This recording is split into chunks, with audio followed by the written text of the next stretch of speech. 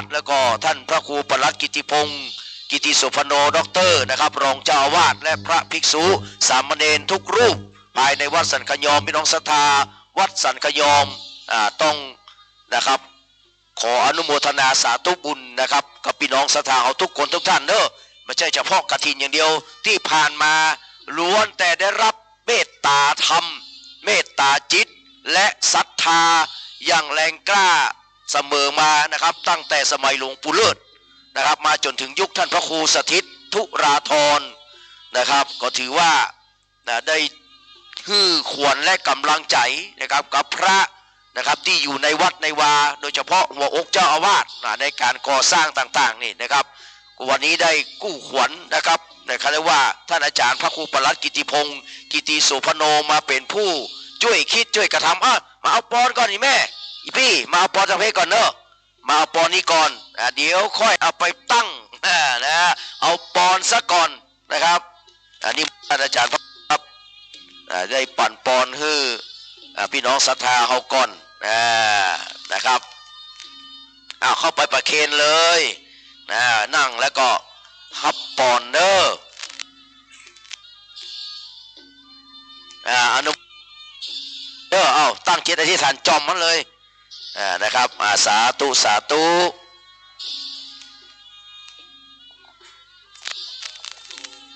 ปัณณละโสยถามณีโจติละโสยถาบัดนี้ไม่มีมูลสดาในสุดใจนางเสรียมมาใจบุญคำก็มาเป็นตนเป็นประธานพร้อมด้วยบรรดาญาติมิตรพี่น้องได้มาร่วมจตุปัจจัยต้นเงิน540 บาทในดีกากะเล่าวันนี้ยามนี้นั้นจุกจะมีเรื่องแต่ลิลีใจยทุภวังใจยมังกลังวินาศตุจเตสสาจตาโลธรรมาวัฏติอายุวันโนสุขังปะลังกับสาธุขออนุโมทนากับท่านสองท่านเนาะนะครับที่ได้มาร่วมต่อสุดใจแล้วก็นางสีเหลี่ยมไข่คำได้ร่วมทำบุญอีก540 บาทเอาไปปักเอาไปตั้งไว้เลยครับที่หมู่เนาะที่หมู่บุญนะครับสวยสดงดงามนะครับจะหอมเท่าใดก็อยู่ที่เจตนาศรัทธาเนอะมโนปุพังขมาธรรมามโนเศรษฐามโนมยาใจยทุภวังใจยมังกลังวินาศตุจเตสสาบัดนี้ไม่มีปฐมมูลศรัทธานางสุรินทร์มุกดาพร้อมครอบครัวก็ได้มาถวายเป็นทานจตุปัจจัยในทีฆากาลวันนี้ในการทอดกฐินจตุปัจจัยของท่านทั้งหลายได้มาทำบุญแล้วก็ขอได้อยู่เย็นเป็นสุขอายุมันขวัญยืนปราศจากทุกโศกโรคภัยไข้เจ็บจะได้มีสิ่งใดมากรรมการนั้นจุกจะมีตั้งใจดีใจยทุภวังใจยมังกลัง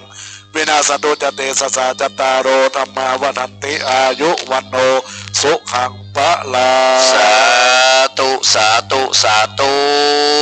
อนุโมทนากับอีแม่ด้วยเด้อครับอนุโมทนาครับแล้วแต่เจตนาศรัทธาของเขาเด้อนะครับเพราะว่ากฐินนั่นนะครับในสมัยพระพุทธเจ้านามว่ากัสสปะวันนั้นฟังท่านพระครูปลัดกิติพงศ์เพื่อได้เล่าประวัติเอาไว้ว่านะครับในสมัยพระพุทธเจ้านามว่ากัสสปะมีชายตุกตะชื่อว่าตินบาลนะครับเป็นคนรับใช้ท่านเศรษฐีนะครับภายในเมืองปาราณสีนะครับปีนั้นเปิ้นทอดกฐินนะครับอันองค์กฐินของท่านเศรษฐีตกแต่งดีก็เลยมีใจนะครับมีเจตนาที่จะให้ร่วมทำบุญแต่มาสำรวจตรวจสอบสภาพนะครับร่างกายของตัวเก่านี่มีเสื้อผ้าเก่าๆเป็นตชดคือเป็นเตี่ยวผ้าชุดเดียวนะครับไว้นุ่งทำการทำงานกุวันบอกว่าจะเยอะจะใดนะครับก็เลยไปเซาะใบไม้มาเย็บเอามา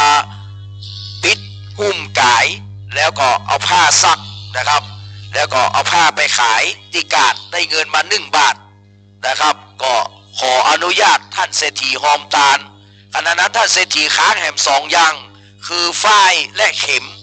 ก็จะเต็มพอดีนะครับท่านเศรษฐีก็เอาเงิน1 บาทแบ่งคนละ50 ตังค์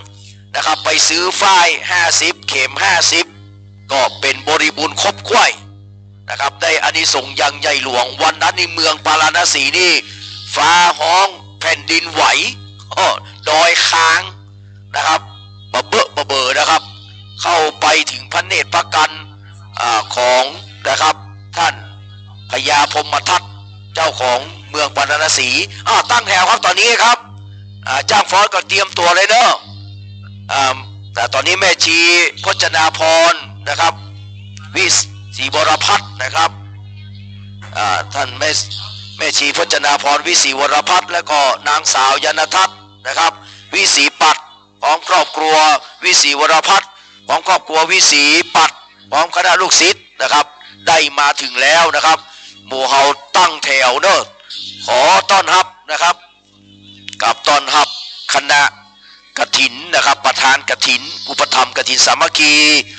ประกอบด้วยแม่ชีพจนาพรนะครับวิศรีวรพัฒน์นางสาวยานทัศน์วิศรีปัตย์นะครับพร้อมครอบครัววิศรีวรพัฒน์และครอบครัววิศรีปัตย์พร้อมคณะลูกศิษย์เนอะได้เดินทางมาถึงเป็นที่เรียบร้อยจ้างฟ้อน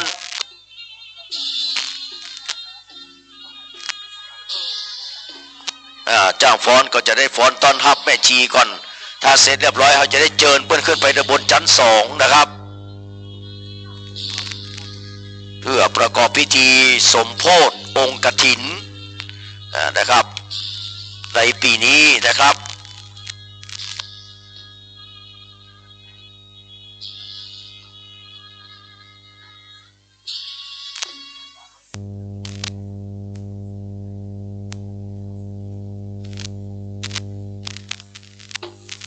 ตอนนี้จ้างฟ้อนจะเริ่มฟ้อนนะครับ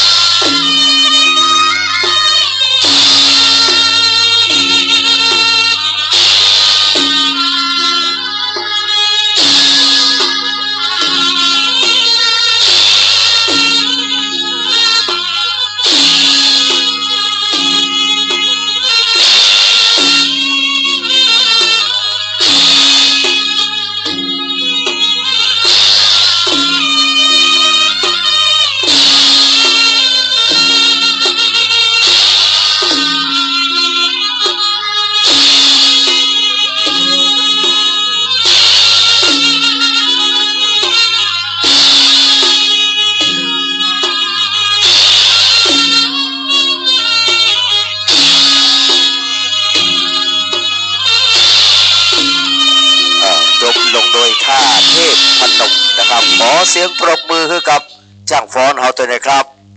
กับขณะนี้เมตตาธรรมในท่านพระครูสถิตุราธรเจ้าวาดและท่านพระครูปรัตกิติพงศ์กิติสุพโนด็อกเตอร์กับรองเจ้าวาดนะครับพี่น้องศรัทธาสาธุชนนะครับวัดสันขยองและพี่น้องศรัทธาสาธุชนทั่วไปขอต้อนรับคณะกฐินสามัคคีนะครับแม่ชีพจนาพรวิศีวรพัฒน์และนะครับนางสาวยานทัศน์วิศีปัตพร้อมครอบครัววิศีวรพัฒน์และครอบครัววิศีปัตพร้อมคณะลูกศิษย์ทุกคนทุกท่านกลับสู่อารามควงแก้วของวัดสันขยอมนะครับ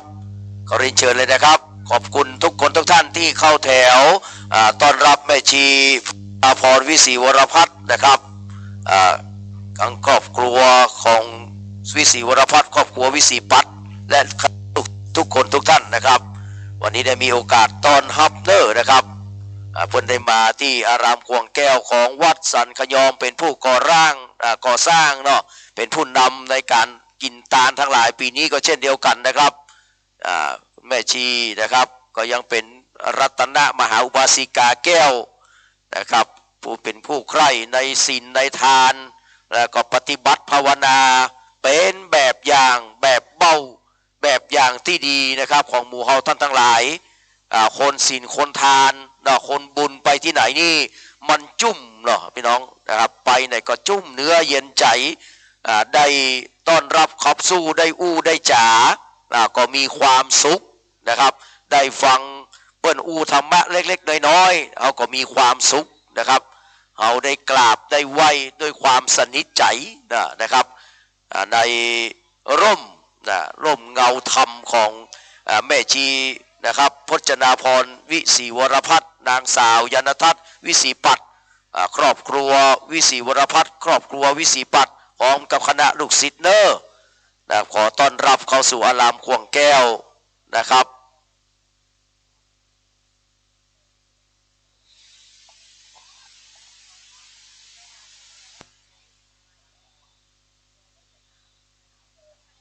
คุณแม่จะใส่หมวกก่อนเนาะคุณแม่ไปชมองค์กฐินก่อนนะแม่เนอะครับได้ต้อนนะครับมีนักเรียนเข้ามาต้อนรับตัวเนอะน้องๆ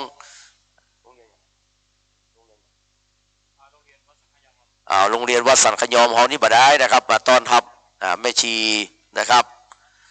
พจนาพรวิศีวรพัฒน์นะครับพร้อมกับคณะเนอะจะได้ไปชมไปพอองค์กฐินนะครับที่ตกแต่งดีล้ำเลิศโอ้ยนะครับหันแล้วบังเกิดที่เจตนาแรงกล้าในเมตตาบารมีธรรมของท่านพระครูสถิตุราธรเจ้าอาวาสและท่านพระครูปรัตกิติพงศ์กิติสุพโนด็อกเตอร์รองเจ้าอาวาสได้ช่วยกันรังสรรค์พร้อมกับพี่น้องศรัทธานะครับโดยบารมีธรรมมหาทานอันยิ่งใหญ่ของท่านแม่ชีนะครับพจนาพรวิศีวรพัฒน์แล้วก็นางสาวยานทัศน์วิศีปัตครอบครัววิศีวรพัฒน์ครอบครัววิศีปัตพร้อมกับคณะลูกศิษย์เนอะยังมีแหมนักนะครับแหมพวกนี้เรามีเวลาก็จะได้อ่านรายชื่อของประธานอุปถัมภ์กฐินสามัคคีอันมีหลวงพ่อพระครูสถิตุราธรเจ้าวาดและพระภิกษุสามเณรในวัดสันขยอมทุกรูปเป็นต้นนะครับได้จัดเตรียมแต่งดาวไว้เป็นอย่างดีพร้อมจะได้ยก9 คำถวายนะครับผ้ากฐินทานพร้อมกับบริวารทั้งหมดทั้งมวลในวันพรุ่งนี้นะครับวันนี้เราจะได้เขาเรียกว่าเสกซ้อมย้อมยศนะครับจะได้สมโภชองค์กฐินของเราโดยนิมนต์พระสงฆ์เจ้าได้มาเจริญพระพุทธมนต์นะครับถึง14 รูป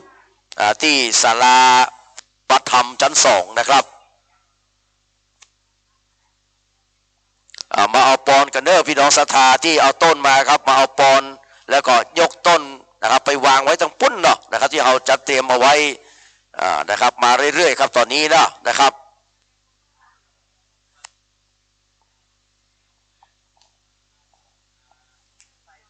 ลินเจอเนอร์เอามารอกันนี้ก่อนถ้ามันนักเอาวางกันเนอนะครับถวายการต้อนรับหลวงพ่อนะครับท่านเจ้าคณะตำบลนะครับหลวงพ่อวินัสโสภิตนะครับ ครับนิมนต์หลวงพ่อข้างบนเลยครับเจ้าคณะตำบลสันทรายน้อยสันสลีนะครับได้เมตตาเดินทางมาถึงเป็นที่เรียบร้อยนะครับนิมนต์หลวงพ่อข้างบนเลยครับ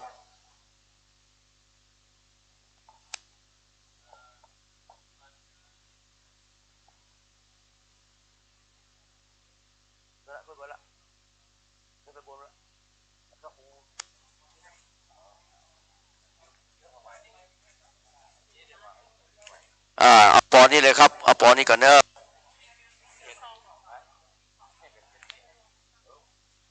ซองไม่ให้ก็มีซองเอาซองเปล่าให้แม่กำนะครับกำไว้ก่อนเดี๋ยวเอาปอนเนอะ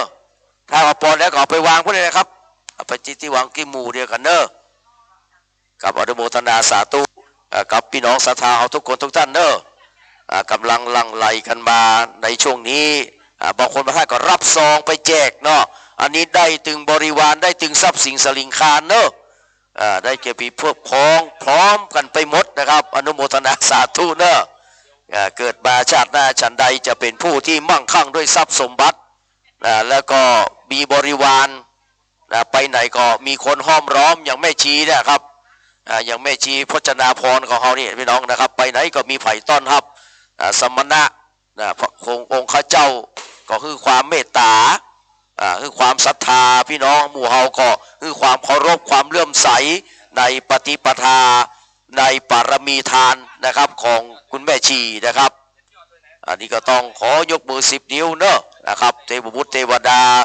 พญาอินทร์พญาพรหมพญายมราชกุฎนาคน้ำปรมัยไอส่วนแม่พระธรณีได้มาเป็นสักขีพยานพ่อท่าในการทำบุญกฐินทานที่วัดสันขยอมในปี2566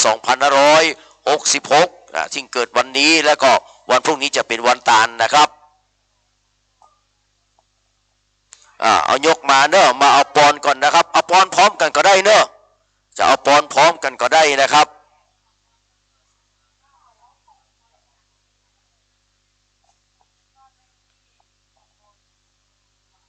เขียนชื่อเสียงเรียงนามเพื่อเรียบร้อยนะครับถ้าแม่ชีเพื่อนเรียบร้อยแล้วนะครับแม่ชีเพื่อนก็จะขึ้นไปตังบนเนอะตอนนี้เพื่อนก็จะมอบรางวัลนะครับมอบของขวัญมอบที่ระลึกวัตถุมงคลให้กับน้องๆจากโรงเรียนนะครับวัดสันขยอมเฮานะครับถึงแม่ยิงถึงพ่อจ่ายเนอะกราบขอบพระคุณนะครับแม่ชีพจนาพรวิศรีวรพัฒน์นางสาวยานทัศน์วิศรีปัตครอบครัววิศรีวรพัฒน์นะครับแล้วก็ครอบครัววิศรีปัตพร้อมคณะลูกศิษย์เป็นอย่างยิ่งเนอะ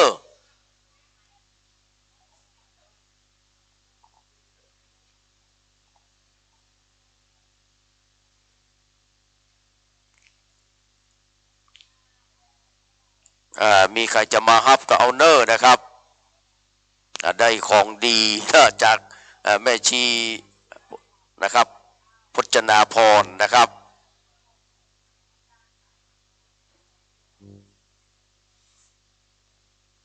กับพจนาพรผู้ประเสริฐนะโดยกำอู้นะกำอู้เป็นที่ประเสริฐนะครับ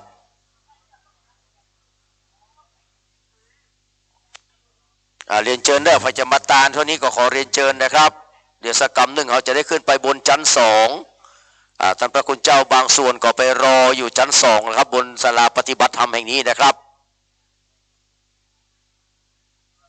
สร้างถวายเป็นอาจาริยปูชาได้หลวงปู่อาจนะครับหลวงพ่อบุญเลิศกับอดีตเจ้าอารามอธิปติผู้มีคุณูปการนะครับแก่วัดสันขยอมจนมาถึงยุคของท่านพระครูสถิตธุราธรนะครับได้สืบเจตนารมณ์สืบปณิธานของหลวงพ่อนะครับเป็นอย่างดีนะครับกราบนมัสการขอบพระคุณแล้วก็มีท่านพระครูปรกิติพงศ์กิติสุพโนด็อกเตอร์นะครับในฐานะที่เป็นเลขาคู่ใจเป็นพระรองเจ้าอาวาสที่ได้นะครับรับธุระนะครับในการจัดทำอย่างบางสิ่งบางอย่างหลายสิ่งหลายอย่างอนุโมทนานะครับสาธุกับคุณเอมออนแซ่นิม เนาะแล้วก็คุณไตรวันมหาวรรณานะครับจำนวนเงิน4,750 บาท4,750 บาทสาธุสาธุสาธุเอาไปรวมกันที่หมู่บนเนอะนะครับล่าสุดนี้ก็ขออนุโมทนากับคุณแม่ยุพินสิงแก้วพร้อมครอบครัวนะครับมาร่วมแหม 2,000 บาท 2,000 บาทอนุโมทนาสาธุครับนิมนต์ท่านประสงค์ข้าเจ้าเนอะหลวงพ่อได้มาทำบุญก่อนแล้วกันนิมนต์แล้วขึ้นตำบลชั้น2นะครับไวสาเนอะนะครับขึ้นชั้น2เลยนะครับ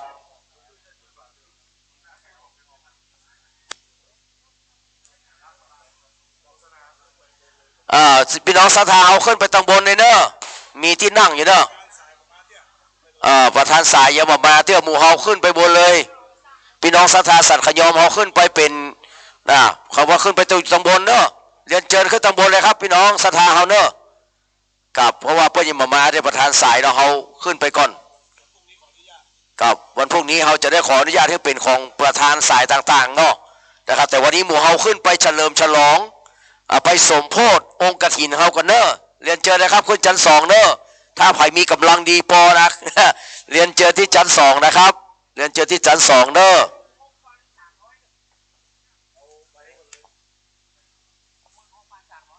อนุโมทนากับ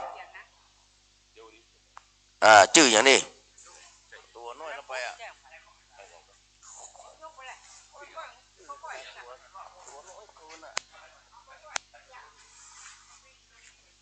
จารย์จรูนสุภมาศมงคลท่านอาจารย์จรูนสุภมาศมงคลครับจำนวน 2,000 บาทอนุโมทนาสาธุครับอาจารย์จรูนนะครับสุภมาศมงคลนะครับแล้วก็อนุโมทนากับครอบครัวของคุณสมพงษ์โชตินอกเนาะพร้อมกับลูกเต้าข้าวปั้นแหม500 บาทอนุโมทนาสาธุครับอันนี้โมท่านครูประหลัดครับขอเรียนเชิญนะครับแม่ชีพจนาพรวิศรีวรพัฒน์นะครับนางสาวยานทัศน์วิศรีปัตย์พร้อมครอบครัววิศรีวรพัฒน์ครอบครัววิศรีปัตย์และคณะลูกศิษย์ครับเรียนเชิญขึ้นบนศาลาปฏิบัติธรรมชั้น2นะครับเรียนเชิญครับเราจะได้ประกอบพิธีสมโภชองค์กฐินนะครับเรียนเชิญเลยครับเรียนเชิญด้วยความเคารพครับ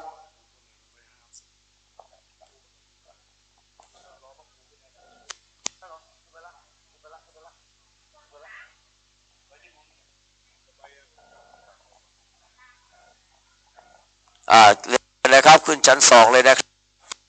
ขึ้นชั้น2ครับทางนู้นนะครับผมขึ้นชั้น2ให้ขึ้นมาให้แต่พูดขึ้นได้ก็ขึ้นมาชั้น2เลยครับ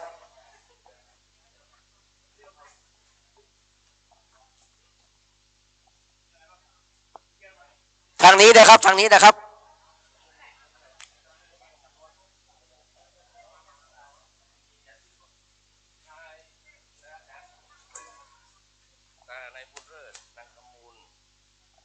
คุณบุญเลิศคุณคำมูลนะครับแสนคำพร้อมครอบครัวจำนวนเงินนะครับ 16,300 บาทอนุโมทนาสาธุกับผู้เลี้ยงบุญเลิศเนอะมาเลี้ยงคำมูลแสนคำนะครับอนุโมทนาครับกับเรียนเชิญครับชั้น2นะครับชั้น2ข้างบนนะครับเรียนเชิญชั้น2แล้วเอานี้ไปตั้งพุ่นเลยครับไปกับกู้พุ่นเลยครับครับเอาไปตัวกันเลยครับเอาไปตัวเอาไปตั้งที่พุ่นเลยครับครับตั้งที่กู้เอาไว้แล้วครับครับเรียนเชิญเลยครับเรียนเชิญเลยครับชั้น2ครับแม่ชีครับกับเรียนเชิญแม่ชีนะครับพจนาพรวิศรีวรพัฒน์นะครับครับจากนี้ไปท่านพระครูประหลัดกิติพงศ์กิติโสพโนด็อกเตอร์นะครับจะได้ดำเนินการครับในช่วงต่อไปครับกราบพระราชนาครับ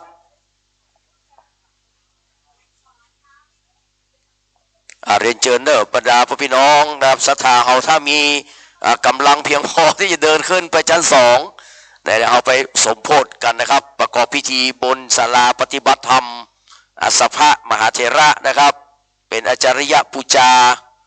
นะครับเกือบจะเสร็จละนะครับ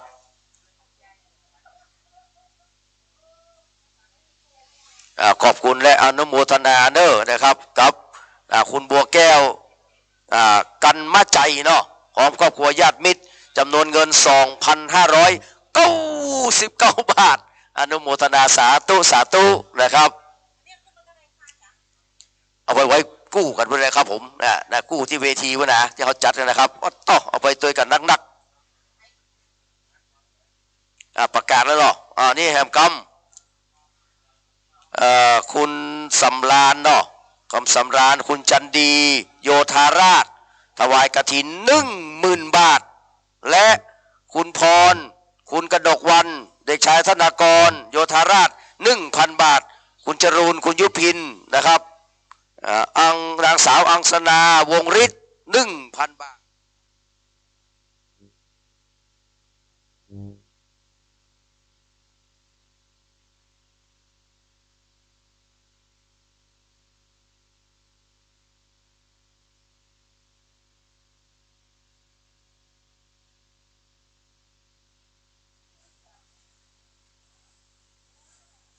พี่น้องศรัทธาสหัส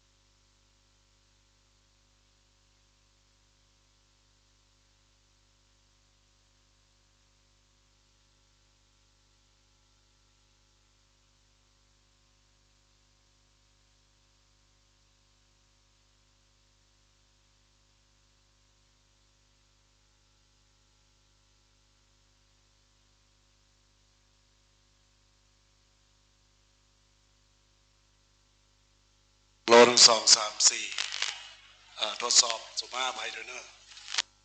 ไหว้สาท่านพระครูประภัสสินวงศ์วัดป่าเมืองไหว้สาท่านวรคุณพิพัฒน์นะครับขึ้นทางบนเลยนะครับพระครูปริยัติวีรคุณภริการนิวัฒน์สิริวัฒโนพระปรัตพานรินทร์ภูริยาโนปรัตสานิตสิริปัญโยพระธิการสมศักดิ์ทิตาปัญโยท่านพระปรัตปราโมทปัญญาปฏิโพและท่าน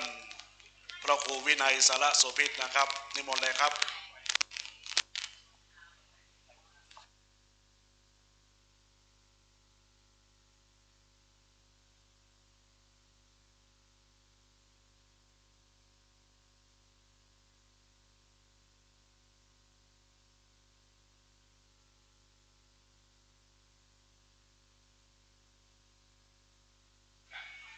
ในโอกาสนี้สถาบันเฮาวันนี้เป็นวันสมโภช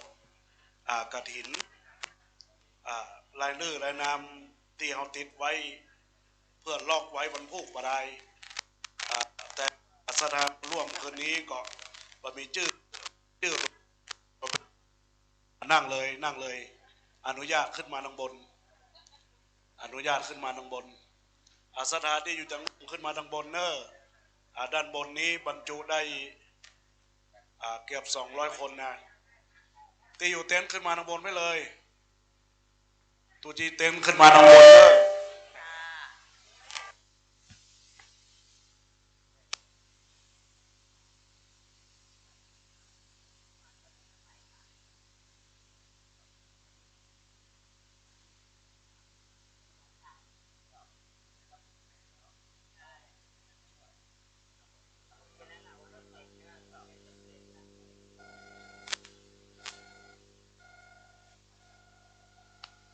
พี่น้องศรัทธาเฮาขยับขึ้นมาเริ่มตั้งบนนะครับวันนี้ท่านพระครูสถิตธุราธรเจ้าวาดแล้วก็ท่านพระครูปรัตน์กิติพงศ์กิติโสพโนด็อกเตอร์นะครับอนุญาตมาต้องนั่งตามรายชื่อครับเพราะเอาไว้เป็นวันพรุ่งนี้นะครับแต่วันนี้เป็นสมโภชเมื่อเราจะได้มาเฉลิมฉลองกันก่อนนะครับโดยการนิมนต์พระสงฆ์เจ้ามาเจริญพระพุทธมนต์เพื่อความเป็นสิริมงคลในการทอดกฐินในวันพรุ่งนี้นะครับ พี่น้องเฮามีกำลังเพียงพอก็เรียนเชิญนะครับนั่งจากเก้าอี้เนอะจะไปฮื้อการนะครับท่านแม่ชีนะครับรัตนมหาอุบาสิกาแก้วนะครับผู้มีศรัทธามหาทานอันล้ำเลิศนะครับแม่ชีพจนาพรวิศรีวรพัฒน์นะครับแล้วก็นางสาวยนทัศน์วิศรีปัตย์และก็พร้อมครอบครัววิศรีวรพัฒน์ครอบครัววิศรีปัตย์พร้อมคณะลูกศิษย์นะครับคุณแม่ได้ตั้งเจตนาอันแน่วแน่ว่านะครับศาลาปฏิบัติธรรมหลังนี้ต้องสำเร็จลุล่วงนะครับให้ได้นะครับไม่นานนี้เลยนะครับเราจะได้มีปอยหลวงแล้วพี่น้องเนอะปีหน้านี้น่าจะมีปอยหลวงได้ละนะครับก็ด้วยกำลังศรัทธาหมู่เฮาได้ช่วยกันตัวนะครับเรียนเชิญนะครับขึ้นมาตรงบนเลยครับขึ้นมาตรงบนโดยนะครับที่ว่างๆนี่ก็นั่งได้เนอะนะครับนั่งได้นะครับวันนี้เฮามาฟังพระสงฆ์ข้าเจ้าเปิ้นได้เจริญพระพุทธมนต์นะครับหลวงพ่อพระครูวินัยสารโสภิตนะครับเจ้าคณะตำบล2 ตำบลควบกันเลยนะครับหลวงพ่อเวลาเปิ้นเทศน์ทำเมืองนี่ม่วนนะหลวงพ่อนะครับอันนี้ได้เมตตามาเป็นประธานสงฆ์ในวันนี้นะครับเรียนเชิญนะครับพ่อแม่ขึ้นมาตำบลเนอะกลับมาพร้อมแล้วท่านอาจารย์นะครับพระครูปรัตน์กิติพงศ์กิติโสพโนด็อกเตอร์นะครับด็อกเตอร์แก่นนะครับหรือว่าท่านพระอาจารย์แก่นนะครับจะออกรายการเป็นคนที่ขยันขันแข็งในการออกรายการในการเผยแพร่ธรรมะนะครับธรรมะสู่ใจนะครับวิหารไม้ซักนะครับของหนึ่งเดียวในเจียงใหม่นะครับที่วัดสันขยอมนะครับถ้าอาจารย์พร้อมแล้วก็กราบปรารถนาเลยครับ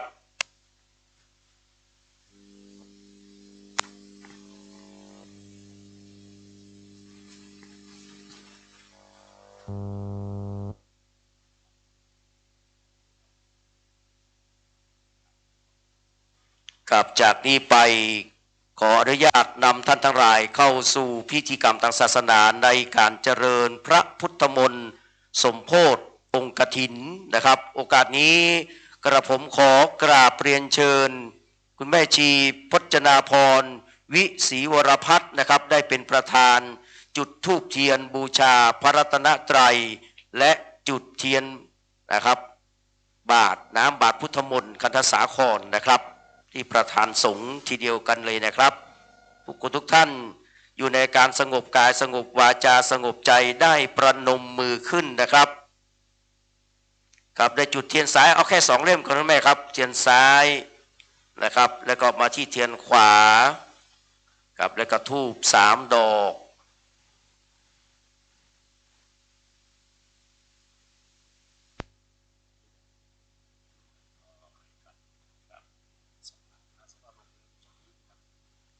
กับขอกราบปรารถนา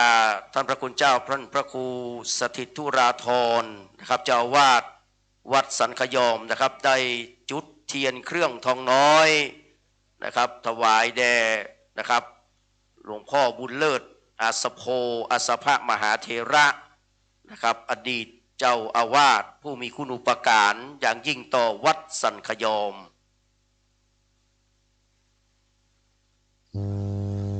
ครับนี่เป็นศาลากตัญญู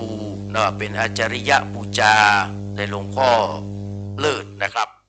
กราบนมัสการขอบพระคุณท่านพระครูสถิตธุราธรเป็นอย่างยิ่งนะครับขอเรียนเชิญนะครับนางสาวยานทัศน์วิศรีปัตย์ได้จุดเทียนบาทน้ำมนต์คันธสาครถวายแด่ประธานสงฆ์นะครับครับเรียนเชิญครับคุณแมมก็ได้ครับเรียนเชิญครับ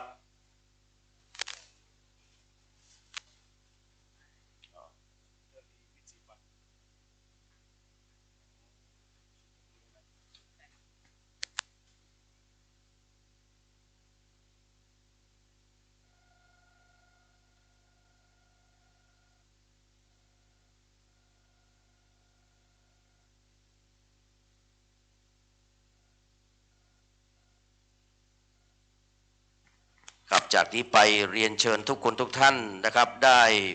ประนมมือขึ้นนะครับแล้วก็กราบพระ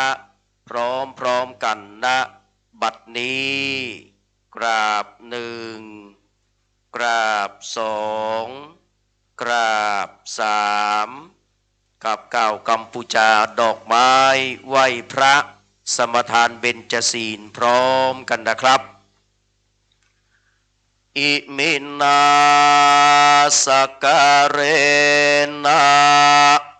พุทธังอภิปูชยามะอิมินาสการเรนะธัมมังอภิปูชยามะอิมินา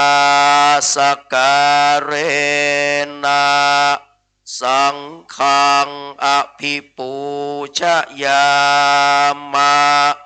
อะระหังสัมมาสัมพุทโธภควาพุทธังภควันตังอภิวาเทมิกราบสวากขาโตภควตาธัมโมธัมมังนะมัสสามิกราบสุปฏิปันโนภควโตสาวกสังโฆสังฆังนะมามิต่อไปอาราธนาเบญจศีลพร้อมกันนะครับมะยังพันเตวิสุงวิสุงรักนัทายาติสรเนนะสหปัญจศีลานิยาจามะทุติยัมปิมะยังพันเตวิสุงวิสุงรักนัทายาติสรเนนะสหปัญจศีลานิยาจามะตติยัมปิมะยังพันเตวิสุงวิสุงรักนัทายาติสรเนนะสหปัญจศีลานิยาจามะตัสสะภะคะวันโตอะระหะโตสัมมาสัมพุทธัสสะนะโมตัสสะภะคะวะโตอะระหะโตสัมมาสัมพุทธัสสะนะโมตัสสะภะคะวะโตอะระหะโตสัมมาสัมพุทธัสสะนะโมตัสสะภะคะวะโตอะระหะโตสัมมาสัมพุทธัสสะนะโมตัสสะภะคะวะโตอะระหะโตสัมมาสัมพุทธัสสะนะโมตัสสะภะคะวะโตอะระหะโตสัมมาสัมพุทธัสสะพุทธังสรณังกัจฉามิพุทธังสรณังกัจฉามิธัมมังสรณังกัจฉามิธัมมังสรณังกัจฉามิสังฆังสรณังกัจฉามิสังฆังสรณังกัจฉามิทุติยัมปิพุทธังสรณังกัจฉามิทุติยัมปิพุทธังสรณังกัจฉามิทุติยัมปิธัมมังสรณังกัจฉามิทุติยัมปิธัมมังสรณังกัจฉามิทุติยัมปิสังฆังสรณังกัจฉาทุติยัมปิสังฆังสรณังกัจฉามิตติยัมปิพุทธังสรณังกัจฉามิตติยัมปิพุทธังสรณังกัจฉามิตติยัมปิธัมมังสรณังกัจฉา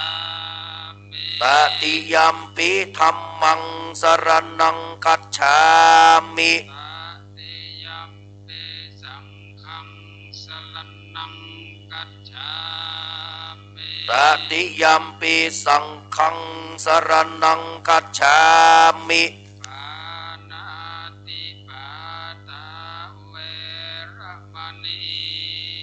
สิกขาปะทังสมาธิยามิ ปานาติปาตาเวระมณี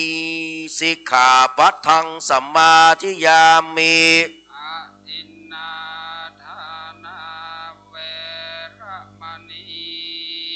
สิกขาปะทังสมาธิยามิ อะทินนาทานาเวระมณีสิกขาปะทังสมาธิยามิ กาเมสุมิจฉาจาราเวระมณีสิกขา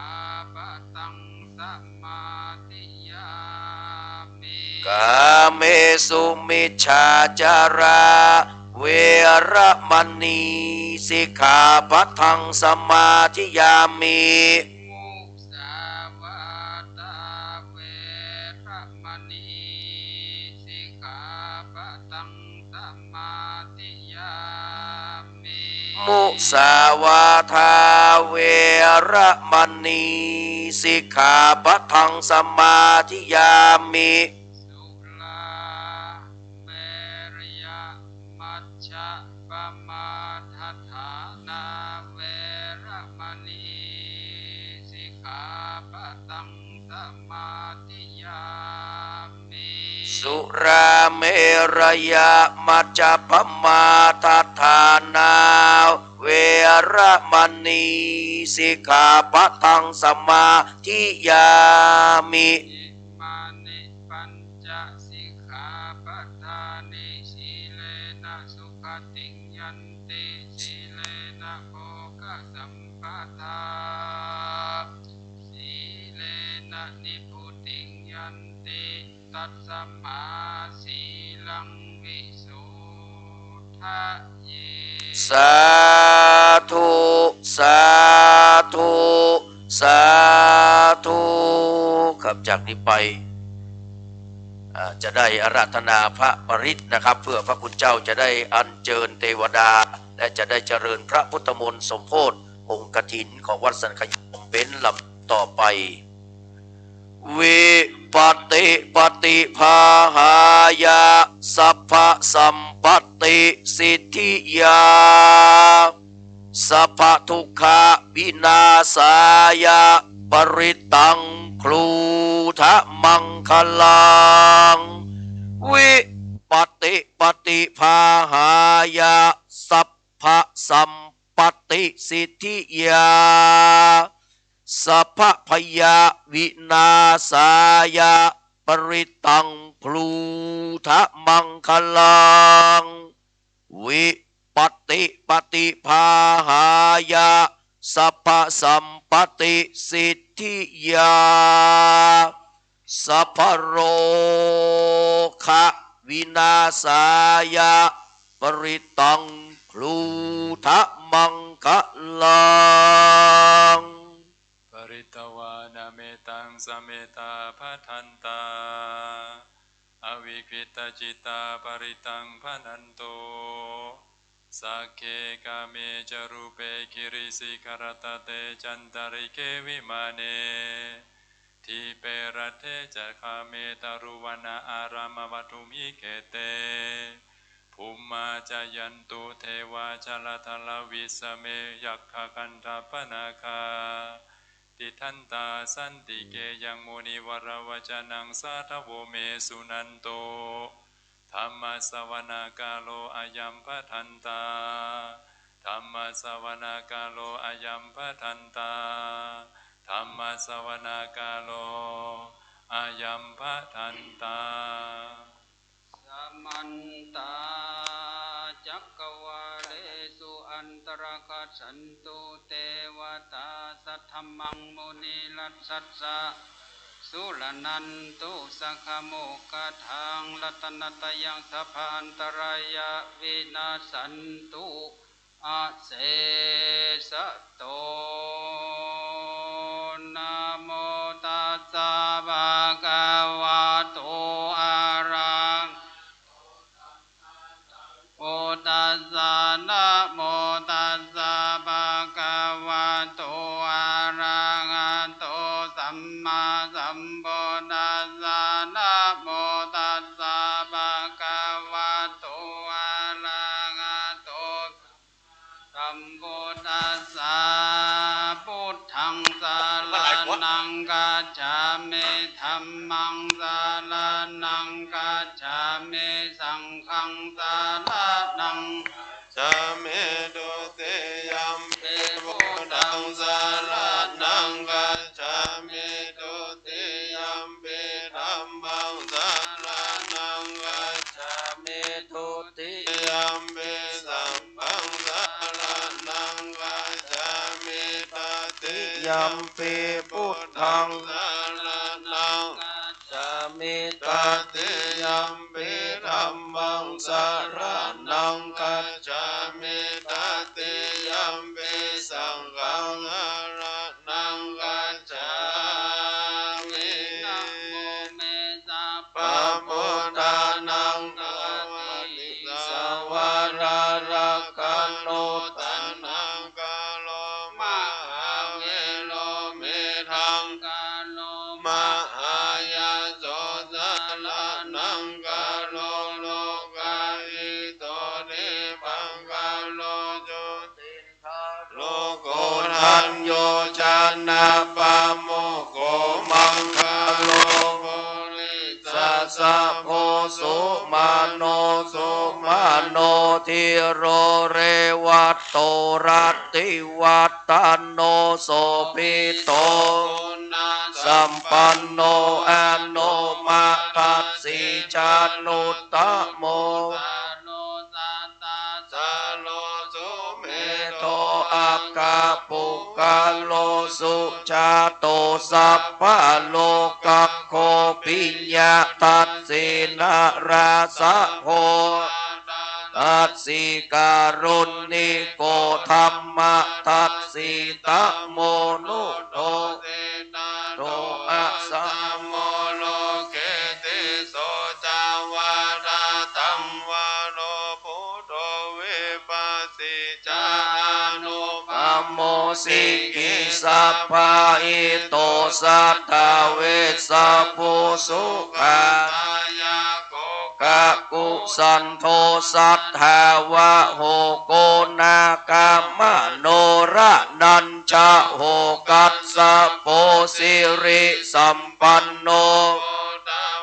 สักกัญญะปุงกาโวอัตวิสติสังฆาตาอิเมพุทธามหิติกากะรุณาสัมปันนาสัพพะโลกาภิปูจิตาเอเตทะสะพัลละพุทธาอัคคปุคคลาเตปิสังฆคุณาอาสุงปิติเยอะมะตังปะทังมังคลาหุติสัพพทาทวิสติเมพุทเตอังวันตามิสัพพตาเตสัญญาเนนะขันติเมตตาภะเลนะจะเตปิโน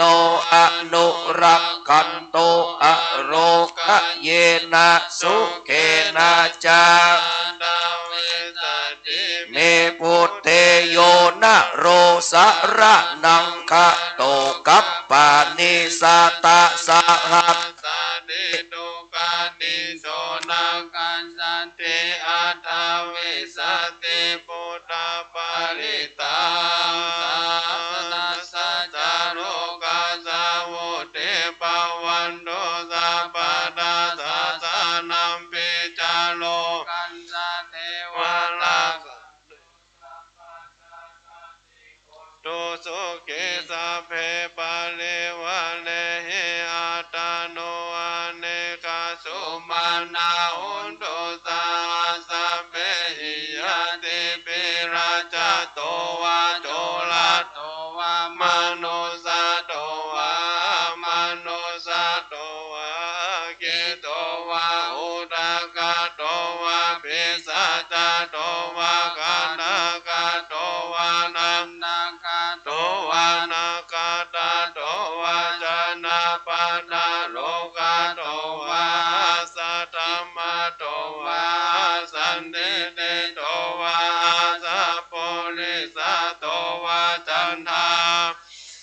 สามิกาโกนากังโกลาอะหิวิจิกามานิสัพพะเตเปอาชาตาลาสาโสกาลามาอิชายากาลากาสาติเอนานาปายาโตวานานา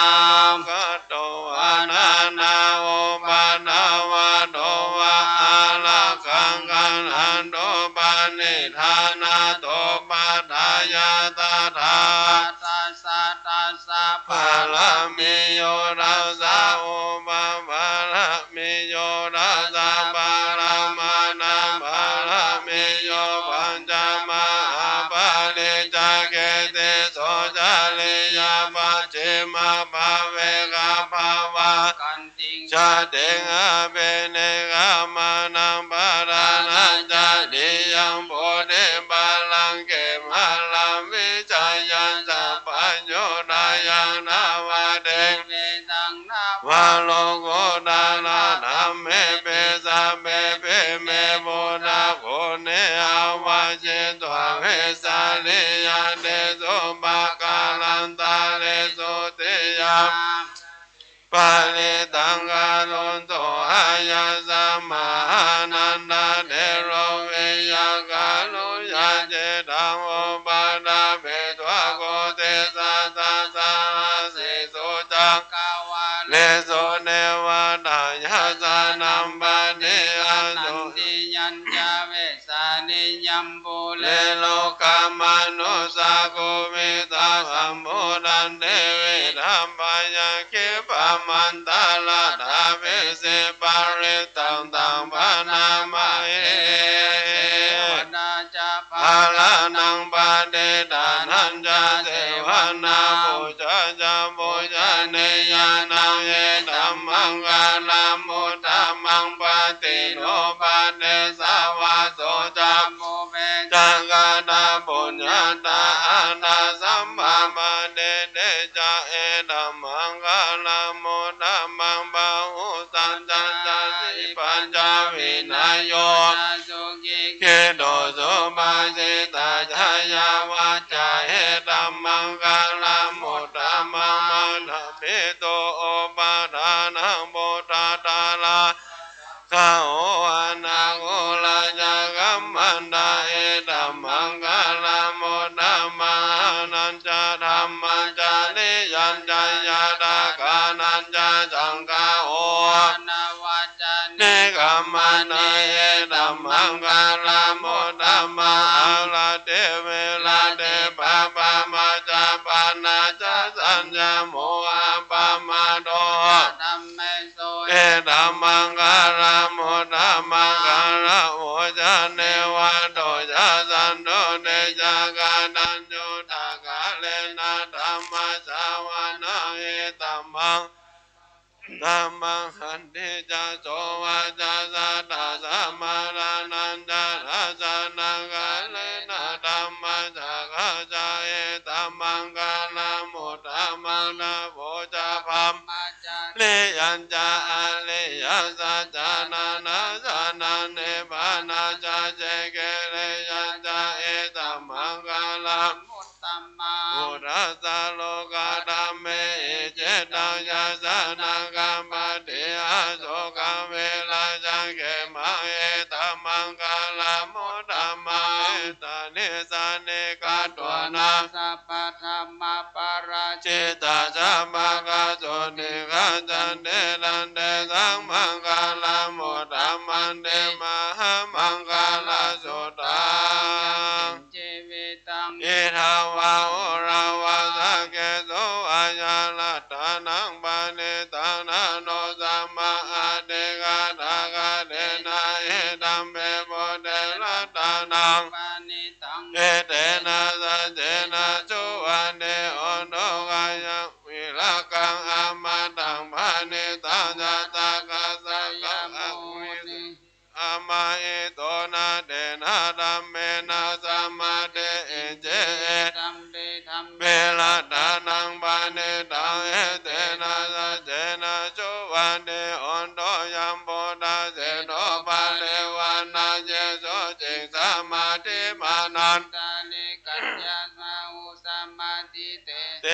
สมุนาวิจเตเอตัมเประเมละตานังปานิตังเอเตนะสัจเจนะสุวัตเตอุนโตเยบุคาราอันตาสัตตังปาจาตาจาตาเน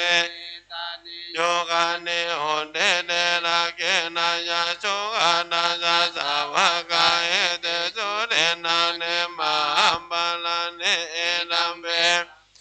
ตานังปานิตังเอเตนะสัจเจนะสุวัตเตอุนโตเยสุปโยธรรมานาสาธามินานิกามิโนโกตมัสสะเตเตปะเตปะตามาตังวิอายังลัตถังโมตังเนโมเนโมจามานะอิตัมเปสังเกละตานังปานิตังสัจเจนะสุวัตเตอุนโตกินังโบราณังนาวังนาเนสัมปังวังเมลาตาทิเกภาวะสัมเมเตเกนะเวจาอาเวโนนิจานานิปันเตเตลายะนาอัมปะเนโพเอตัมเปสังเกลัตตานังปานิตังเฮเตนะสัจเจนะสุวัตเตอุนโตกัลลันนิยามัตตังกุสะเลนะยันตังสันตังปะตังอเมสะเมจาสะโกโสจาโสโสจาโสวะโสจาสะโมโตอานาเตมะเนสันโตสะโกจาโสปะโลเกโจจาสาลาโอกาวเตสันเตนะเลโยจาเนปะโกจาอัมปะกะโบโกเรโสอานาโนเกโตนันจังพุทธังสัมมาจาเลเกนนาเวโยปะเลโอปาวาตาโยโยเกโนวะเกเมโนโหนโตสัพเพสัตตาภวันเกนานาเยเกเจปานาปุระเดนะสาวะทาวะลาวะอานาวะเสสะเทกาวะเยมาอันดาวะลาสากาโนกาโดลาเดนาวะเยจาอเนนาเยจาโดเลวะสันเดอเวโดเลโพดาวะสัมภเวเสวะสัตตาภาวันโตโสเกตตานาปะโรปะระเนโภเมธังมันยินจะเจวายาโรสานาปะเดกาสัญญานัญญามันญาจักโกกามิสายามาตาเนยามุยาพุทธายุตากะโปนามาโนลังเกวังพุทธโสมานาสัมภาวันเยอาปาลิมานังเมตตาจาสัพพะโลกาสัมมิงมานาสัมภาวันเยอาปาลิมานังอุทังอโรจาสัมปะตังอเวรังอาสัพพะทันติตันจาลานิสิโนวาสายาโนวายาวะทัสสะเมกาตาเมโตเอนังสัตเตอาเดตายาพระมาเวหาลายเอนะมาโอเดเดจาโนภะกะมะสิรวันัสสะเนนะสัมปันโนกะเวโสเวนะยังเกตังนายิจักตุกะปัตตยามุนาเลนเตติกาลันนิยาเมตตาสุตังตุนิมิตังอวะมังกาลัญจโยจามานาโพสะโกนาสัสสะโนปะปะกะโอโรโสเปนะอะกันตังโมตานุภาเวนะเวนะสัมเมโตยันโตเนเมตังอวะมังกาลัญจโยจามานาโพสะโกนาสัสสะโนปะปะกะโอโรโสเปนะอะกันตังธัมมานุภาเวนะเวนะสัมเมโตยันโตเนเมตังอวะมังกาลัญจโยจาโกนาสัสสะโนปะปะกะโหโรโสเปนะอากันตังสังฆานุภาเวนะวินาสเมนโตสังโฆสติสังฆโตธัมมานังวิโยตนะเวริยัมเปเตปัสสติโพชังกาจตตาปริสัมมาโนเบกะโพชังกาจเตเตตานาสินามุนีนาสัมมาตากาตาภาวิลาภาหุเลกาตาตังวัตติอภิญญายานิพานายาจาโพเลยาเอเตนะสัจจวัจเจนะสุติเตโหตุสัพพะทาเอกาสัมมิสัมมาเยนะโทโมคาลานันจักาสัพพังเกลาเนตุเกเตเนตวะโพชังเกสัตตาเตเตจา ตังอาปินันติตัวโล โล ก กามุสิงสุตังคาเนเตนะสัจจวะเชนะโสริเตโอนโดสัมปทายกัตตะนัมมะราชาภิเกรันเจนะเปจ ลิจุ ตุนาเรเรวะตันเจราสานาเปตัวจะสาธานังสัมโมติตัวจะอาดา ตัมมาพุทธ อาจินทานาโสเอเตนะสัจจวะเชนะโสริเตโอนโดสัมปทายเตจาอัมปารินินามัง เปมาเหสีนังมัคคาหตากิเลส สาวะปะตานุปาริตานานังเอเตนะสัจจวะเชนะโสริเตโอนโดสัมปทาย สักกัตวพุทธรัต ตานาโอสะดาโอนามังวะลังเอตาเนวามนุสัมพุทธเตเจนะโสเทนะนะสันโตปัตตวา เปตุขาวุป ปัสสะเมนโตเตสักการวะธัมมารัตนาโอสะดาโอธัมมังวะลังนินาอุปัสสะมา นังดัมมาเต เตเจนะโสเทนะนะสันโตปัตตวาสัพเพโลกะอุปัสสะเมนโตเตสักการวะสังฆารัตนาโอสะดาโอธัมมังวะลังมาหุนายัง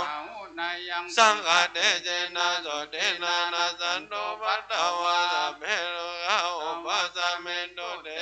ปัมมันโนพุทโธวะ ปัมมาโนธัมโมอะปัมมาโนสังโฆปัมมานาวันตานิสิลิสัตตานิอาเยเวเจกะสัตตาปฏิอุนานา สัลลภูมุ สิกะกะนาเมลากะกะตะเมปาลิตาปฏิกามโนโมนานิโสอังนะโมมะคะวะโตนะโมสัตตานังสัมมาสัมพุทธานันเต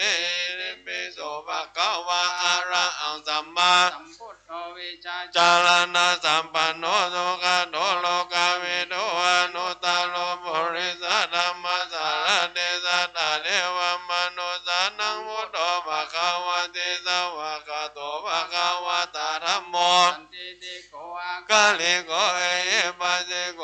ปะนะเยโกปัจจตังเวเดตะโมวิญโยเอเตสุปฏิปันโนภะคะวะโตสาวกสังโฆโยปฏิปันโนภะคะวะ วะโตสาว มะกะสังโฆสัจจะปฏิปันโนภะคะวะโตสาวกสังโฆสัมมิติปฏิปันโนภะคะวะโตสาวกสังโฆยะตินังจัตตาริปุริสายุคานิสามุคาลายสัพพะคะวะโตสาวกสังโฆอาหุนายโยปะหุนายโยนักขินายโยอัญจาลิกาลนิโย ตังปุญญกิตังโลกัสสาติมหากรุณิโกนา โอยตายาสัพพะปะนินังโมเลตวะปารามิสัพพะปันโนสัมโมเดโมนัมมะเอเตนะสัจจวะเจนะ ตุเต จายามังกาลัญจายันโนโมเดยะโมเรสกายานันนันเทวตาโนเอวันโตวิจายโยโอหิจายาสุจายามังกาเลอะปาลาจิตตาปาลังหาเวบุคาเลอาเวเสเกสัพพะพุทธานาคาปะโตปะโมดันติสุนาคาตังโสมังคาลังโสปะปะตังโสเตตังโสกาโน โมโตจัส โสเยทังรัมมาจาลิโสปะตะกินังกายกัมมังวาจากัมมังปะตะกินัง กตักขินัง มโนกัมมังปานิเตเตปะตะกินะปะตะกินะเนกะตวนารัปันดาเดปะตะกิเน ทิติมาเตเตโจ จายาเสเตมะเอเตมะอาโคนาปะเรเมตาปุญญาเดกาลสะสะปันตาลายาวิวารณะสัมมาตัสสะภะคะวะโตอะระหะโตสัมมาสัมพุทธัสสะตะวันติงสัมมาปุริสา ลักขานา นุภาเวนะสิตายานุปายาจานานุภาเวนะนุตตาลาสัตตมังคาลานุภาเวนะสัตต นิยา นุภาเวนะเกตุมาลานุภาเวนะรัสสะมาลามิตานุภาเวนะรัสสะอุปปาลามิตานุภาเวนะรัสสะปาลามัตตปาลามิตานุภาเวนะศีลสมาธิปัญญา ปุถานุภาเวนะธรรมานุภาเวนะสังฆานุภาเวนะเตชานุภาเวนะอินทานุภาเวนะปารานุภาเวนะยายา ธรรมานุภาเวนะจตุลันติสหัส สัทธรรมขันธานุภาเวนะเววะโลกุต ลธรรมานุภาเวนะดังกิกามังคานุภาเวนะตัสสัมมาป ภะ ฏิ ติ ยา ญา นุ นุ ภา ภา เว เว นะ นะจัลลปิญญานุภาเวนะจตุสัจจญาณานุภาเวนะตัสสะ มาลายานานุภาเวนะสัพพัญญุตายานานุภาเวนะเมตตากรุณามุทิตาอุเบกขานุภาเวนะ รัตนะริตานุภาเวนะรัตนะตยาสารนานุภาเวนะตุหังสัพพะโลกาโสกุปัตตวะทุกขโทมานะ สุปยาสาวินาสันตุสัพพันตราย ายาปิวินาสันตุสัพพะสังกัปปะตุยังสมิจันตุเดกายุกาตุยังมุ ตุ ตุ สั สั ต ต ต ต วัสสะสิเวนะสัมมังทิโก โกตุสัพพะตาอัน ตั ดั ส ง สะตวันนา กะกะมะอาสมุทาลกังกะเทวตาสัตตาตุมเมอนุรักขันโต อัตถิอุณัสสะ วิจัยโยธัมโมโลเกอนุตตาโลสัพพะสัตตาหิตานายะตังดวงคานานิเทวะเตภะริวะโจราจาตันเตอะมโนเสภาวะเกภายะเก เกวิสิ ปุริอาการามารณินาจะสัพพะสัมมามาลานาโมโตระเปตัวการมาลิตันตเสวะอนุภาเวนะโอนโตเทวสุขิสัตตาสุนาสีลังสัมมาตายังธรรมโสจาเลจัง เลตัสเสวะ อนุภาเวนะโอนโตเทวสุขิสัตตาเกลิตาเจติตังบูชานาลานังวาจานังกาลุงปะเลสังเสสนังสุตวะทัสสายุปวัตตติ เอสัจจังเทวามนุสานัง กาโตกันเดเดกังลาสังอาเมกังลาวานันเจวะสัพพะพยาเทวินาจันโตเอกาทาวิจิจโตปัจจาชาชาตาดินังตาทายาวะทุกขาชีวิตานังทัตันโตเดชีวิตานังทัตันตัสสะอายุวันนังสุขังวาลังชีวิตานานุภาเวนะ อุนโต สุขิสัตตาชีวิตานังจะโยธาตาโอสัตถังโอตามังวาลังสาลิลังทุกขังนาเสสิเวชาสังทานา นะโมตัมมัง ตัสสะมะกาลายะกาลายานานิจจายัสัมปาลายานาปุญญานิปาลาโลกัสสมิง ปฏิทา โอเดปะนินาเอมินาชีวิธานินาตุมังกังกิมะวิจติติกาโยกาสัตตาโอนโตสุกิตาโอนโตสัพพะทาโยโสทาตา ติสัก กัญจสิลาวันเตโสตาติโสนานานานังวารังทัตวะเจเวตานังมหาปาลังเอวังมหิติกาเอสายาตินัง ปุญญาสัมปารัง ตัสสะมาธิ ติลา ปัสสังสันติปฏิตากาตาปุญญาตันติอาติโอนาสาวิจโยนิธิโต นัตถิเมสารนังอัญญัง ปุโธเมสาลานังวะลังเอเตนะสัจจวะเจนะโอนโตเดชยมังกาลนัตถิเมสาลานังอัญญังธัมโมนังวะลังเอเตนะสัจจวะเจนะโอนโตเดชยมัง กานันนัตถิเมสาลานังอัญญังสังโฆ โอเม สาลานัง วะลังเอเตนะสัจจวะเจนะโอนโตเดชยมังคะลัง จินเจลัต ตานาโลเกวิตาเนเวเวนังโมโตลัตตานาโมนาสามานาเดนาสามาโสเนบาวันโตเดยังกินเจลตานาโลจาเนเวเวนังโมโนลัตตานังธรรมสามานาเดนาสามาโสเน ปาวันโตเตยังกินเจลัตตานังโล เกวิตาเนเว เวตังโบโต ตานังสังฆนาเดนาสามาโสเนบาวันตุเต จะยาสนากาตาบุตาเจตวามาลังสาว า า นา นา จ จะ โต โต สา สา จั จั ง ง มา มา ตา ตา ลา ลา ตั ตั ญ ญ เย เย เป เป เว เว โส โส นา นา ลา ลา สา สา บา บา ตั ตั น น นั นั ง ง คา คา ลา ลา ทา ทา โย โยพุทธาดาวิ วิ ส สา า เด เด นาน าย ากา า สะเปปะเดเด ติ ตา ตา ไม ไม หั หั ง ง มา มา ตา ตา เก เก เต เต มุ มุ นิ นิ สา สา ลา ลา สิ สิ เส เส ปะ ปะ ติ ติ ลิ ลิ โต โต ไม ไม หั หั ง ง ปุ ปุ โต โต ลั ลั ม ม โม โม ทา ทา เว เว โร โร จ จ เน เน สั สั ง ง โฆ โฆปฏิติโต ไม ไม หั หั ง ง สัพพกุณากาโลดาเยเมอนุโลโดสาลิโบโตจาราคิเนโกทัญโยปิติปากาสามิงมุกาลโนจาวามังเจตักขินเนสวาเนไมหังอาสุอานันดาลาหุลากาสาโพจามะอานาโมปะสุวามาสุตะเกเกสันเตเปเดปากาสามิงปะปะภะกะโรเนสิโนเสเรสัมปันโนโสเภโตมุปุกะโมกุมาลากาสะโพเดโรมาเอจิจิตาวาดาโกโสมยังวาดาเนนิจังปะเดสะเสกุณากาโนปุโนอังคุลิมาโลจาอุปาลินันดาเสวะเลเมปัญจมาเดลานาลาเตเตลากามะมะเสสะเสเตมะ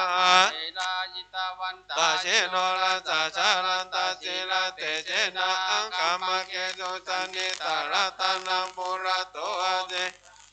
เมตตาโสนากังนาคาสังมัจจโตอาสิวัมเมอังคุลิมาลากังกันดาโมลาปาลิตัญจาตานาติยสุตากังอากาเสสารานังอาเสเสสาวกาลานันติตาชินานาภาราสัญโยเตระมาภะกาลาลากาเทวสัตโตเจสกะเจนะสัมมาสัมพุทธปัญจเลวัตตาวิตานิจัตตาปะหิลาโนมุวัตวะอาเสสาเวนายยันโตอานันดาอุระเตจาจาจินาปัญจารามาเอวิมหิตาเลสัทธาปะเลโตมาสาเปเตมหาโพเลสัสสะปะหิเจวะเมกะโกละโคนุระโคเวนะเยโตปัตตะโมรัมมานุภาเวนะเจตาเลสังโฆสังฆานุเวนะเจจันจาลายโยจาลเมธรรมานุภาวะปาลิโตเตชายาปัญจาลปันนะรัสสะกถานิทิตาติโลเกศีลาคุณโนสัจจังโนจายานุทายาเสนาสัจเจนะกามิสัจจกิริยานุตาลังอาวาจิตัวธรรมะปาลังสาลิตัวบุภะเกจิเนสัจจปาลามาวาสายาสัจจกิริยามาจากกังสันติปะกาปัตตานาสันติปัฏฐาอาวัจจานามาตาเวตาจันเนขันตาจัตตาเวนะปฏิกรรมสังอาสาเจกะเตมัยหังมาอาปัชาลิโตสิกิวะเสรัสสะกาเลวมิอุตะกังทัตวายาทาสิกิสัจเจนะเมสัมโมนาเตเอสะเมสัจจะปารมิพุทโธมังคลาสัมโพโธสัมโพโธเดปะตุธัมโมพุทธมังคลามาคัมมะสัพพะทุกขาปะมนธัมโมมังคลาสัมโพโธคัมภิโลโธราโสอานงธัมมะมังคลามาคัมมะสัพพะปัญญาปะมนจาเลสังโฆสัมโพโธลัตถกินายโยอนุตตาโลสังฆมังคลามาคัมมะสัพพะโลกาปะมนจาเลปานาโสกธรรมะสัมมาอิตาสันโนสัพโพลิสาโลเกเทวะธรรมะเทวจาเลสันเตปะคาปะตานาสันเตปะตามาตาปิตาจานิขันธาจาตาเวทาปฏิกรรมา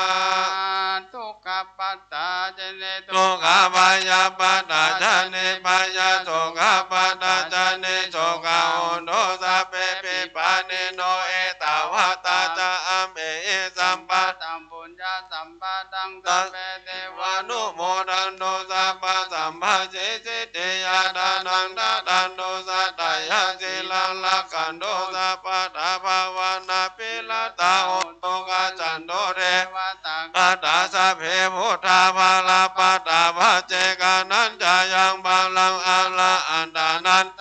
เจนะลักขังวันทามิสัพพะโส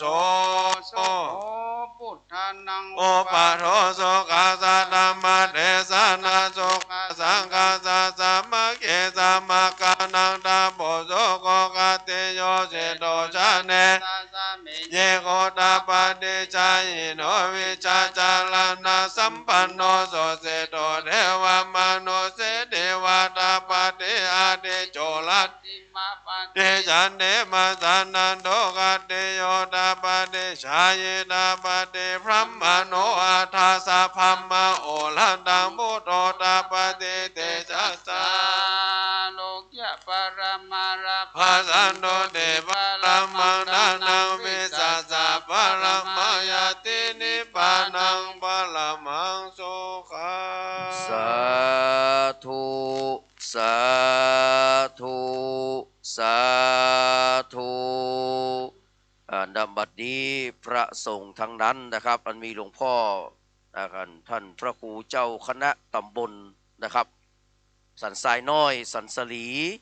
นะครับหลวงพ่อพระครูโสภิตนะครับเอาได้ขึ้นมาคืนเลยเนอะนะครับจากนี้ไปนะครับเราจะได้กล่าวคำถวายเครื่องกัปปิยพันธ์นะครับแด่พระสงฆ์องค์ข้าเจ้าวันนี้ได้อนุโมทนาบุญกุศลกับนะครับคณะของคุณแม่ชีพจนาพรวิสีวรพัฒน์นะครับนางสาวสุนทรีวิสีปัตย์นางสาวยนทัศน์วิสีปัตย์ครอบครัววิสีวรพัฒน์ครอบครัววิสีปัตย์พร้อมคณะลูกศิษย์นะครับได้ตั้งต้นกฐินนะครับไว้เป็นจำนวนเงิน1,52,000 บาทนะครับเป็นต้นไว้ก่อนนะครับแล้ววันพรุ่งนี้ค่อยประกาศโดยทุ่นทั่วกันนะครับโดยท่านอาจารย์พระครูปลัดกิติพงศ์กิติโสพโนนะครับจากนี้ไปเรียนเชิญทุกคนทุกท่านนะครับได้หันหน้าไปตั้งพระประธานตั้งนะโม3จบพร้อมกันแล้วก็นะครับหันหน้าไปทางพระนะครับว่าตามพ่ออาจารย์เลยนะครับนะโมตัสสะภะคะวะโตอะระหะโตสัมมาสัมพุทธัสสะนะโมตัสสะภะคะวะโตอะระหะโตสัมมาสัมพุทธัสสะนะโมตัสสะภะคะวะโตอะระหะโตสัมมาสัมพุทธัสสะอิมานิมะยังพันเตกัปปิยพันดานิสัปริวารานิภิกขุสังคัสสะโอโนชยามะสาธุโนพันเตภิกขุสังโฆอิมานิกัปปิยพันธานิสัปริวารานิปฏิคันหาโตอากันเจวะมาตาปิตุอาทีนันจะปิยะชนานังทีฆะรัตตังหิตายะสุขายะวัฒนายะโชติกายะจะข้าแต่พระสงฆ์ผู้เจริญข้าพระเจ้าทั้งหลายขอน้อมถวายเครื่องกัปปิยพันธ์กับทั้งของบริวารทั้งหลายเหล่านี้แด่พระสงฆ์ขอสงฆ์เครื่องกัปปิยพันธ์กับทั้งของบริวารทั้งหลายเหล่านี้ของข้าพระเจ้าทั้งหลายเพื่อประโยชน์เพื่อความสุขเพื่อความเจริญรุ่งเรืองและเพื่อความมั่นคงไพบูรย์แก่ข้าพเจ้าทั้งหลายด้วยแก่ปิยชนทั้งหลายมีมารดาบิดาเป็นต้นด้วยตลอดกาลนานเทินสาธุ บัดนี้ศรัทธาสาธุชนพุทธบริษัททั้งหลายที่ได้มาร่วมกันณมณฑลพิธีด้านบนศาลาปฏิบัติธรรมสภะมหาเถรานุสรณ์กตัญญู อาจาริยบูชาคุณในโอกาสนี้ซึ่งในวันนี้ในช่วงเย็นที่บรรดาศรัทธาญาติโยมอุบาสกอุบาสิกาได้ร่วมกันอัญชิตอธิษฐานใจในผ้าองค์ผ้ากฐินสามัคคีซึ่งวันนี้นั้นหมายมีคุณโยมแม่ชีพจนาพรวิศรีวรพัฒน์คุณโยมสุนทรีคุณโยมนาฏทัศน์วิศรีปัตย์พร้อมด้วยครอบครัววิศรีวรพัฒน์วิศรีปัตย์พร้อมด้วยคณะศิษย์ปู่108และบมจ.กรุงไทยทุกสาขาได้ร่วมใจเป็นบุญกุศลตามที่มรรคนายกปนัญจศรีได้ประกาศต้นบุญนั้นทุกท่านถือว่าเป็นต้นบุญทุกคนนะมาวันนี้ถือว่าท่านทั้งหลายได้รับอานิสงสบุญที่เราได้มีการทอดกฐินวาระออกพรรษาภายใน1 เดือน1 ครั้ง1 วัน1 เดือนวันพรุ่งนี้ทางวัดสันขยอมก็ได้มีพิธีทอดวันพรุ่งนี้ดังนั้นแล้วในโอกาสนี้ก็ขอเจริญพรท่านเจ้าภาพที่เรามาวันนี้เนาะได้ร่วมถวายประเคนเครื่องไตรตานในเบื้องต้นนี้ขอเจริญพรนายบุญเลิศนางกำมลแสนคำทั้งสองท่านอุบาสกอุบาสิกาทั้งสองท่านได้เข้าถวายประเคนกันพระพุทธนะเข้าถวายประเคนกันพระพุทธทั้งสองคนเลยเนอะเข้ามาซึ่งนายบุญเลิศนางกำมลแสนคำได้ปัตตานุโมทนาบุญประธานกฐินในโอกาสนี้ประมาณ 16,000 บาท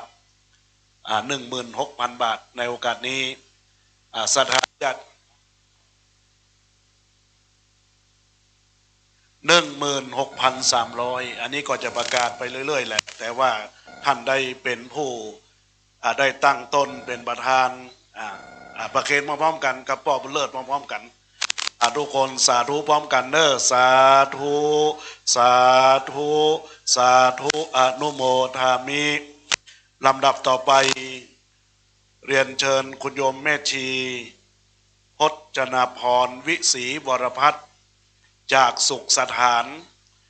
บ้านชัยสถานตำบลอุโมงค์อำเภอเมืองจังหวัดลำพูนได้เข้าถวายประเคนที่ประธานสงฆ์คือหลวงพ่อพระครูวิไลสารโสภิตหลวงพ่อเจ้าคณะตำบลสันทรายน้อยสันพระเนตรซึ่งหลวงพ่อได้เมตตาได้มาจำเริญพุทธมนต์สมโภชองค์กฐินในโอกาสวันนี้จะได้ถวายประเคนในชุดที่1วันพรุ่งนี้หลวงพ่อไม่ได้มาหลวงพ่อจะไปเชียงรายนะขาดสันขยอมไปเลย ในโอกาสนี้เรียนเชิญท่านต่อไปเรียนเชิญคุณสุนทรีวิศรีปัตย์คุณจิตพินันวิศรีวรพัฒน์คุณนันทวัฒน์วิศรีวรพัฒน์คุณวีระนันท์วิศรีวรพัฒน์ตามลำดับซึ่งแต่ละท่านที่มาร่วมนี้เป็นญาติธรรมของคุณโยมแม่ชีพจนาพรวิศรีวรพัฒน์ได้เข้าถวายและเรียนเชิญพ่อเชิดเกียรติแม่จันฉายชัยมั่นจากบ้านธนสารวิลล่าได้ร่วมทำบุญในต้นกฐินของท่านวันนี้ประเคนนั่งพร้อมกันทั้งสองท่านเลย 5,300 บาทนะเรียนเชิญร้อยตำรวจเอกวิชัยนางไถจือภูปิงได้ร่วมบุญในโอกาสนี้ทั้งเสาทั้งห้องน้ำและบุญกฐิน 23,000 บาทเรียนเชิญท่านได้เข้าถวายประเคนในโอกาสนี้ทั้งสองท่านเลยร้อยตำรวจเอกนางไถจือภูปิงจะได้เข้าถวายประเคนทั้งสองท่านเรียนเชิญคุณพวงทองคำฟู ในโอกาสนี้เรียนเชิญได้เข้าถวายประเคนซึ่งได้ตั้งต้นบุญได้ 5,500 บาทซึ่งในโอกาสนี้ก็ต้องขออนุโมทนาทุกสายทุกท่านทุกคนและนางจุฑามาศวิไลทัพพุ่มร่วมบุญต้นบุญ 5,000 บาทในโอกาสนี้พรุ่งนี้เราจะได้ถวายพร้อมๆกันในโอกาสวันนี้ในเมตตาธรรมของหลวงพ่อพระครูวินัยสารโสภิตหลวงพ่อขอเมตตาได้กล่าว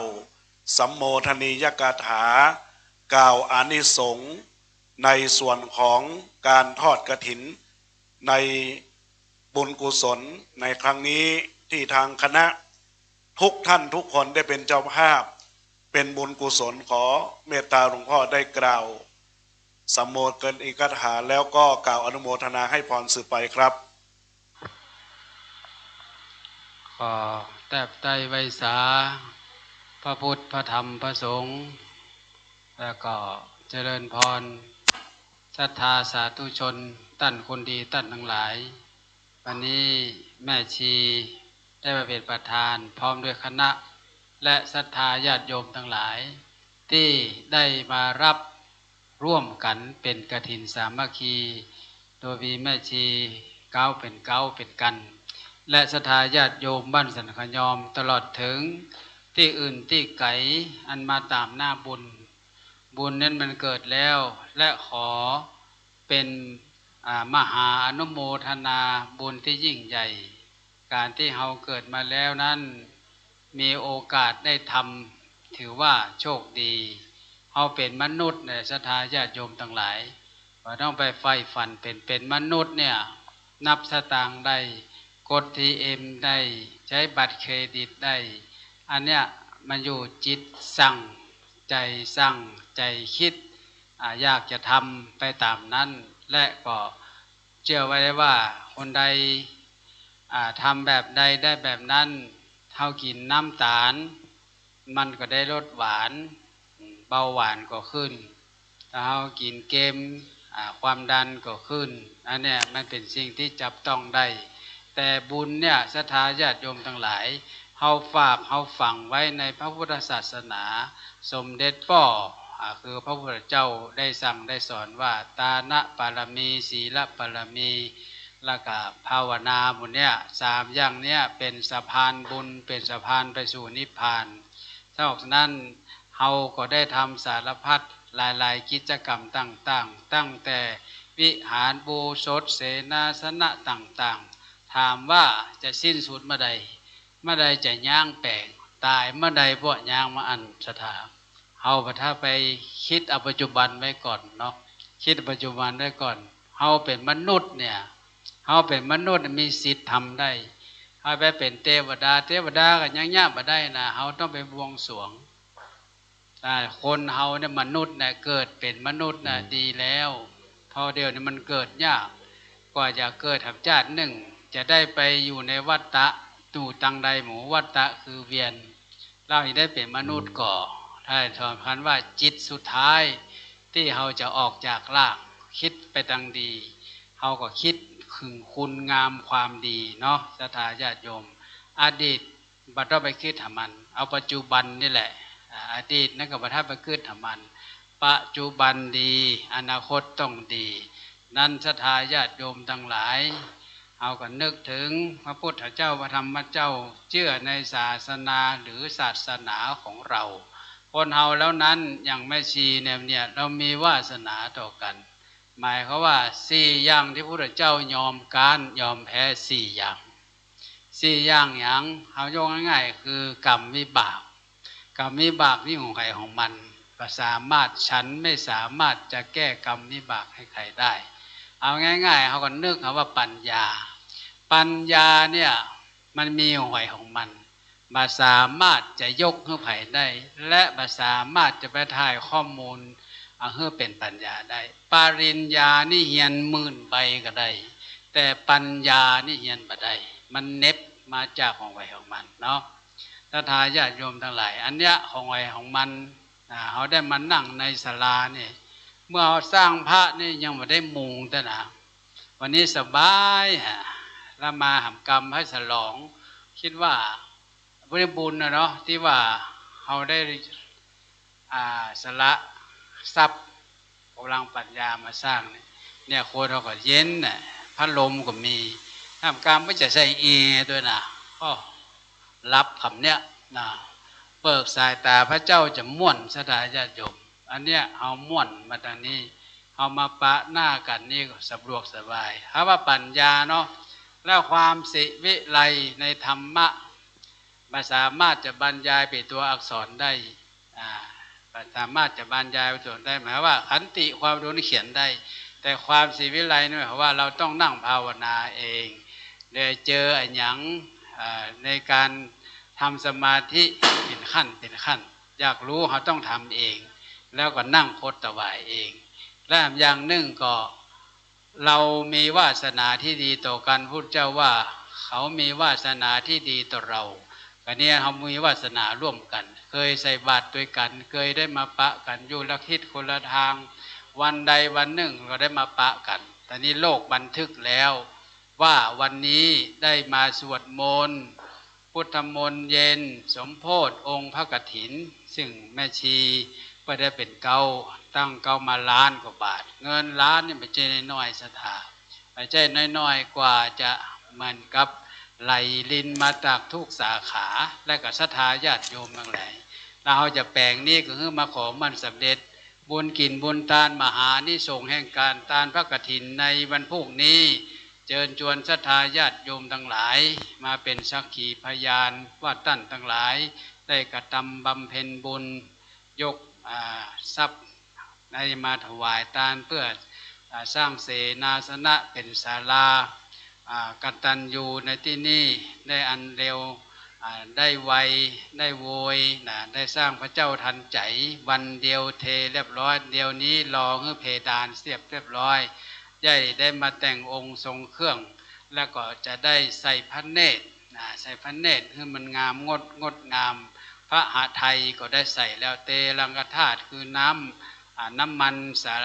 ทุกอย่างก็ได้บรรจุไปเรียบร้อยต่อไปนี้ก็จะได้มาแต่งให้มันงามสวยงามงดงามเป็นที่สักการะแก่คนและเทวดาทั้งหลายก็ขอให้ศรัทธาญาติโยมในวันนี้ขอคุณดูดีมีสุขอายุมั่นยืนยาวเนอะมีอายุปีอายุเดือนอายุวันอายุยามไปใจและนอกจากนั้นขอให้พาสจากยังเคาะปีเคาะเดือนเคาะวันเคาะยามและนอกจากนั้นที่บ่เฮือได้ลืมขอให้มีโจกปีถูกหวยตึงปีมีโจกตึงปีทุกเดือนทุกวันทุกวินาที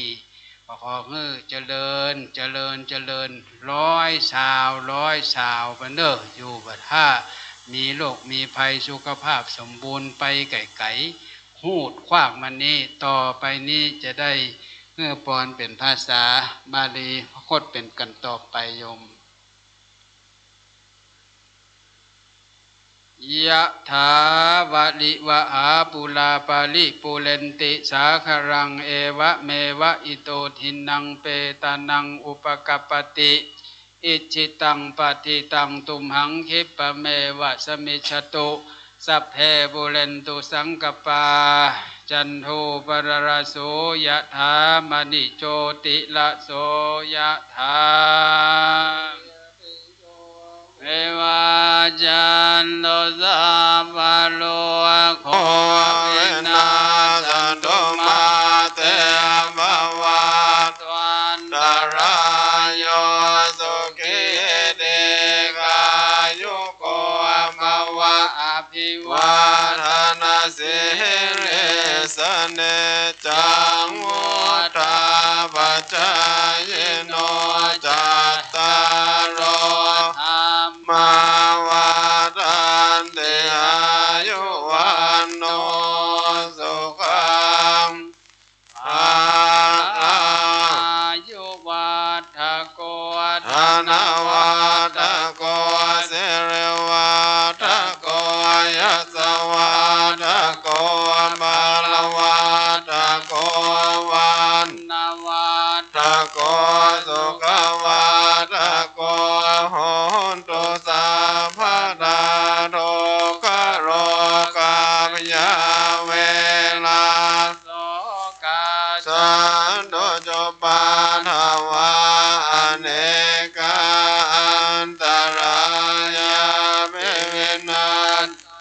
ตุจะเต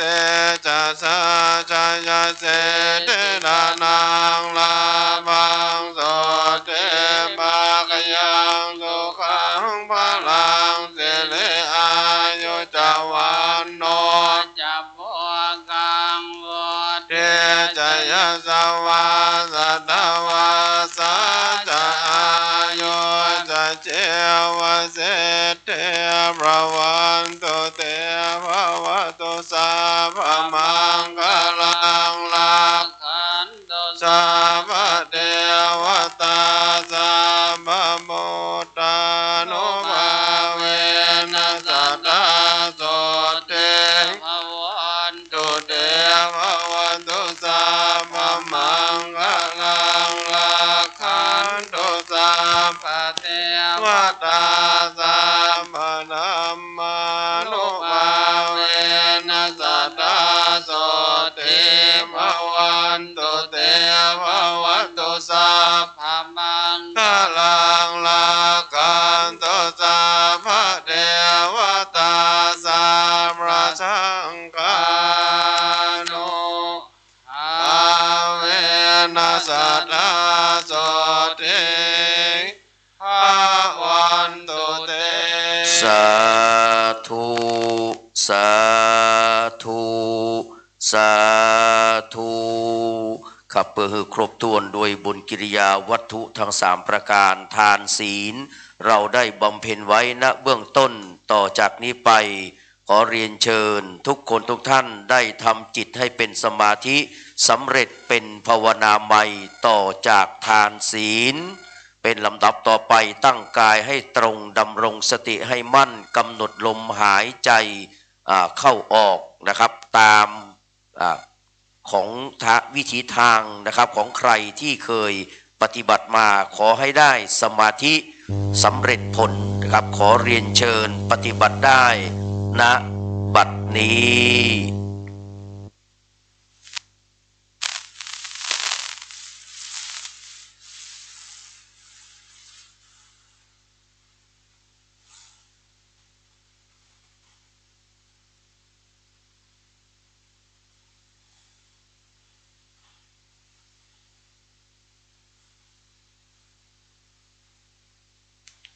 ครับขอบพระคุณครับปัญญาดุจดวงแก้วอันเพลิดเพล้วในโลกาส่องสว่างทางมรรคาอวิชชาก็ดับพันกุศลทานที่ทำแล้วดุจถางแผ้วทางสวรรค์ขุมทรัพย์บุญดันฝังลงมั่นด้วยศรัทธาขอบคุณทุกน้ำใจที่ไหลหลั่งดังธาราหล่อเลี้ยงแม่คงคาให้เต็มเปี่ยมชนนาทีมโนรสที่มุ่งหวังจงสมดังตั้งฤดีกายใจจงสุขีทุกราตรีทิวาเทินจากนี้ไปหยาดน้ำกรวดน้ำแผ่เมตตาเป็นกำปืนเมืองนะว่าตัวกันดังๆละวันตาหลวงวันตาน้อยเป็นลำดับต่อไปนะครับอิตังตานากัมมังนิปปานาปัจจัญโยโหตุโนนิจังอิตังศีละกัมมังนิปปานจัญโยโหตุโนนิจังอิตังภาวนากัมมังนิปปานาปัจจัญโยโหตุโนนิจังยังกินจิกุสัลลังกัตตพังกัมมังเพหิอัมเหหิกะตังปุญญังโนอนุโมทันตุสุนันตุคนตุเยเตวามิงทาเนอาทิกาตาทิคายุกาสะทาหุนตุสัพพะสัตตานังสุขีอัตตานังมาตาปิตาสุขิตาหุนตุทุกขาปะมุจจันตุสัพเพยาตะกาสุขิตาหุนตุทุกขาปะมุจจันตุสัพอะยาตะกาสุกิตาหุนตุทุกขาปะมุจจันตุสัพเพปิสาสัพเพยักขาสัพเพเปตาหุนตุทุกขาปะมุจ จันตุสัพเพนักขัตตาสุกิตตาหุนตุทุกขาปะมุจจันตุสัพเพเตวาม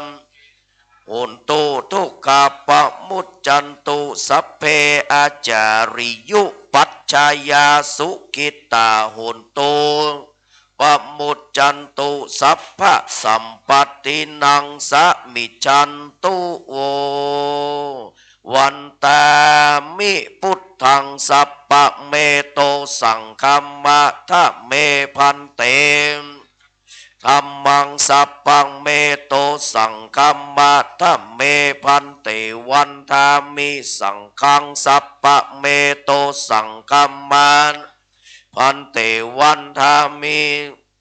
อุปัชฌาอาจาริเยสัพพะเมโตสังคัมมะทะเมพันเตวันทามิกัมมัฏฐานังสัพพะเมโตสัง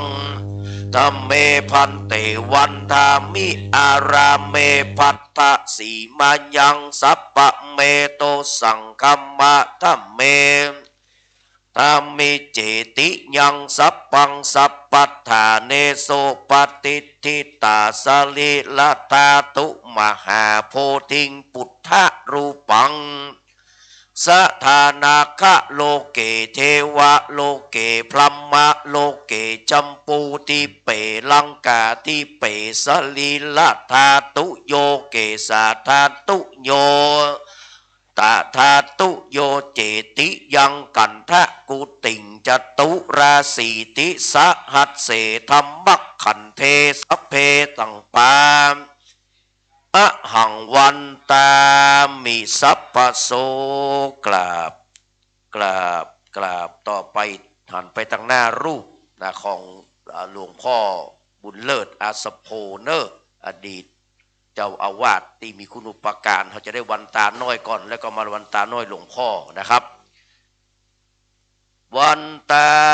มิพันเตสัพพังอาปะระทังกัมมาทะเมพันเต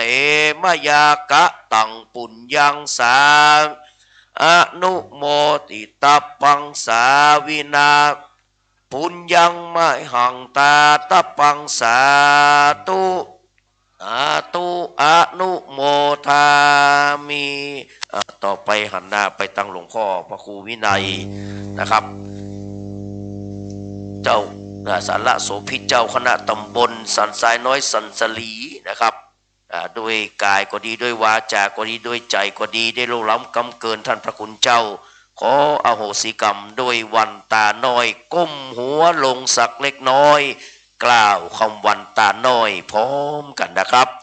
วันตา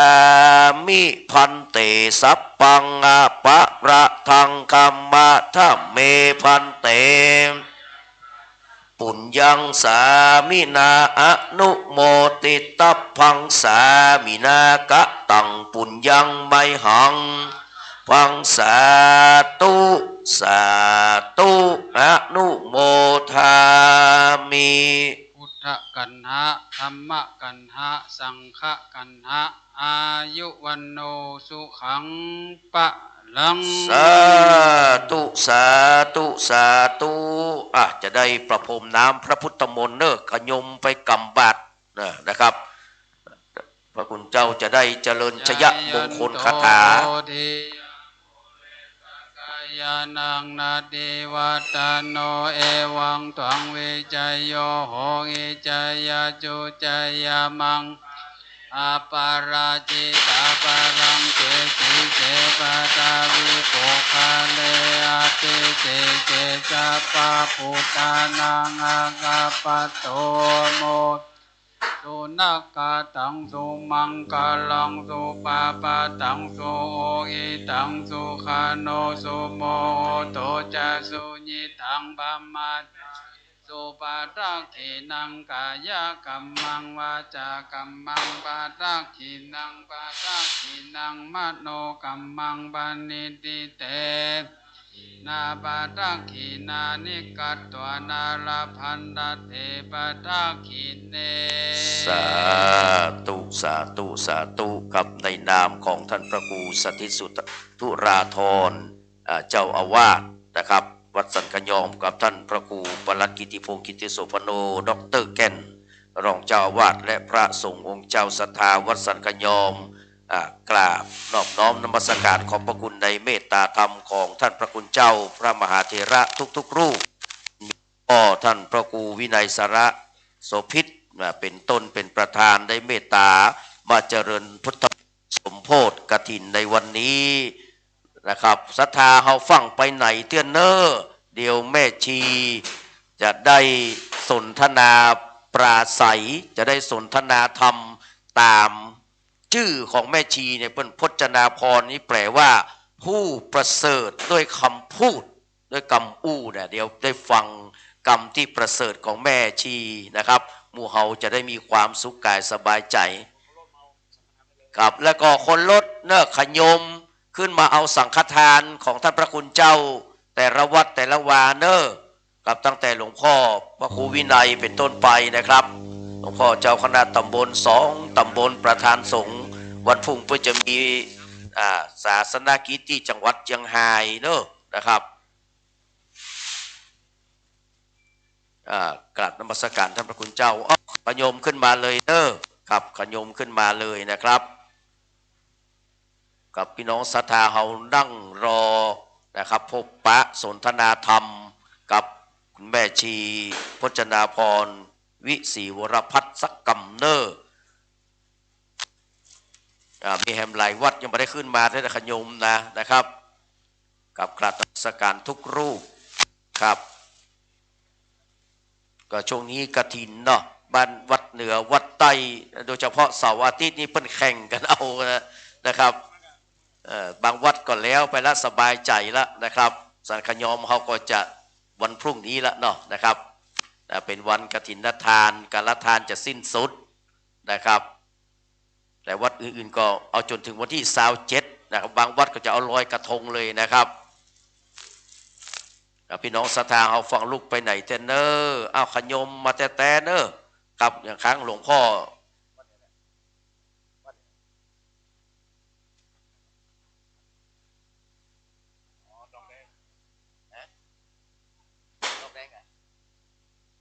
ขยมวัดดอกแดงเนอะกลับมาเอาสั่งกำเนอนะครับหรือว่าคนขับรถนะครับวัดดอกแดงเนอะนะครับเอาลงไปก่อนขึ้นหลวงพ่อก็ได้ครับลงไปขึ้นหลวงพ่อก่อนก็ได้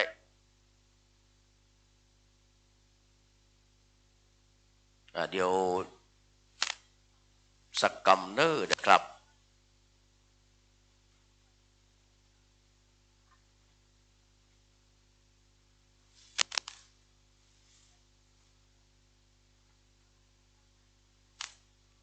กับตอนนี้ได้เวลาแล้วนะครับขอกราบเรียนเชิญนะครับคุณแม่ชีพจนาพรวิศรีวรพัฒน์นะครับได้สนทนาธรรมกับศรัทธาวัดสันขยอมและท่านเจ้าภาพกฐินที่เป็นร่วมนะครับครับขอเรียนเชิญแม่ชีด้วยความเคารพครับ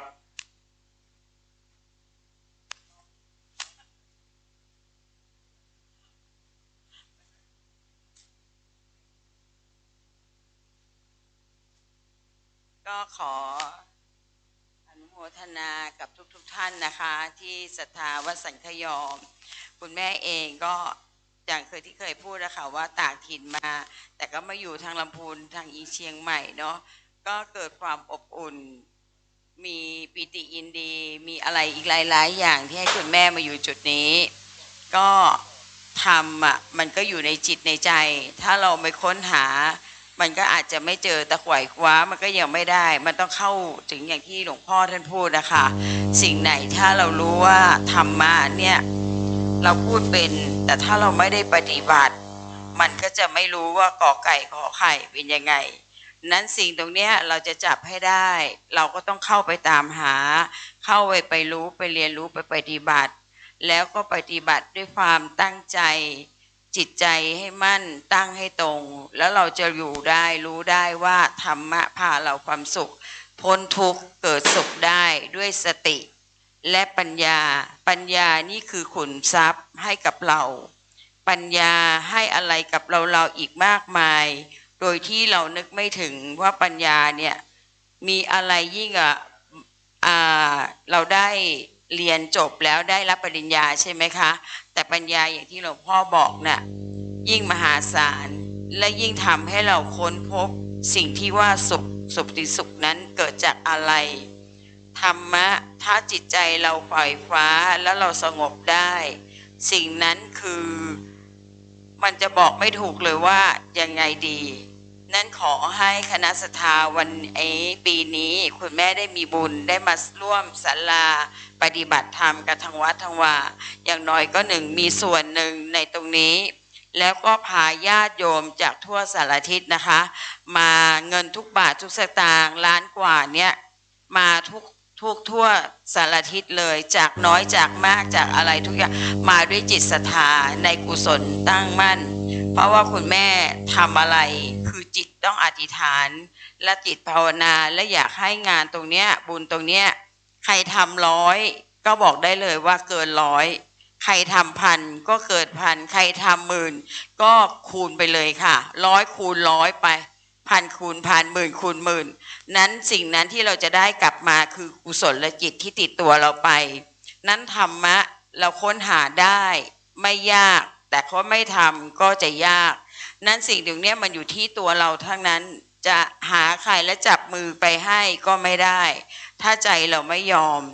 นั้นกุศลจิตนี้ปัจจัยเหมือนกันถ้าเราไม่รู้จักปลดหรือเอามาถ้าตนีขี้เหนียวเราก็จะไม่ได้อะไรเลยเรายิ่งปลดตรงนี้ออกจากตัวเราเองเราเห็นบุญกุศลที่แท้จริงทำไปเถอะค่ะตรงนี้บุญเท่านั้นที่จะติดตัวเราไปนั้นคุณแม่เนี่ยบอกตรงนี้เลยว่าคุณแม่ขอบุญและสมาธิกรรมฐานศีลภาวนาขอตรงนี้ติดตัวคุณแม่ไปเพราะเป็นสิ่งที่หลุดพ้นคุณแม่ก็ไม่อยากจะเกิดมาเวียนว่ายตายเกิดที่จะมากังวลตรงทุกข์นี้อีกแล้วเพราะเห็นแล้วว่าทุกข์มันเป็นยังไงแล้วไม่อยากได้ในสิ่งที่พ้นแล้วเกิดที่ไม่อยากเกิดอีกแล้วเลยตรงนี้แล้วคุณแม่ก็พูดได้เลยว่าคุณแม่เนี่ยไม่มีแล้วสิ้นสุดกิเลสไม่อยากได้อยากดีไม่อยากอะไรเลยขออยู่ตรงเนี้ยแล้วก็ตอนนี้ก็จะเดินหน้าต่อไปสร้างบุญที่ไหนแล้วไปแสวงบุญอยู่จะไปอยู่ตลอดเลยจากนี้ต่อไปเพราะว่าสิ่งตรงนี้มัน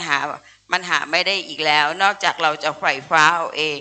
ณวันนี้ก็ขอนะคะโมทนาทุกบาททุกสตางค์ที่คนร่วมวันนี้เด็กๆคุณแม่ดีใจที่บอกว่ามาร่วมกันได้ต้อง160 บาททั้งญาติโยมด้วยขอโมทนาบุญที่ต่อยอดไปและเดี๋ยวว่าจะต่อยอดวันพรุ่งนี้ให้จบให้ได้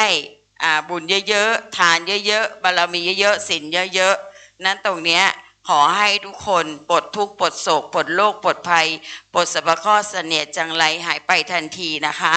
ขอให้ทุกคนมีสติขอให้ทุกคนรักและความอบอุ่นให้กันเป็นผู้ให้นั้นสิ่งใดๆที่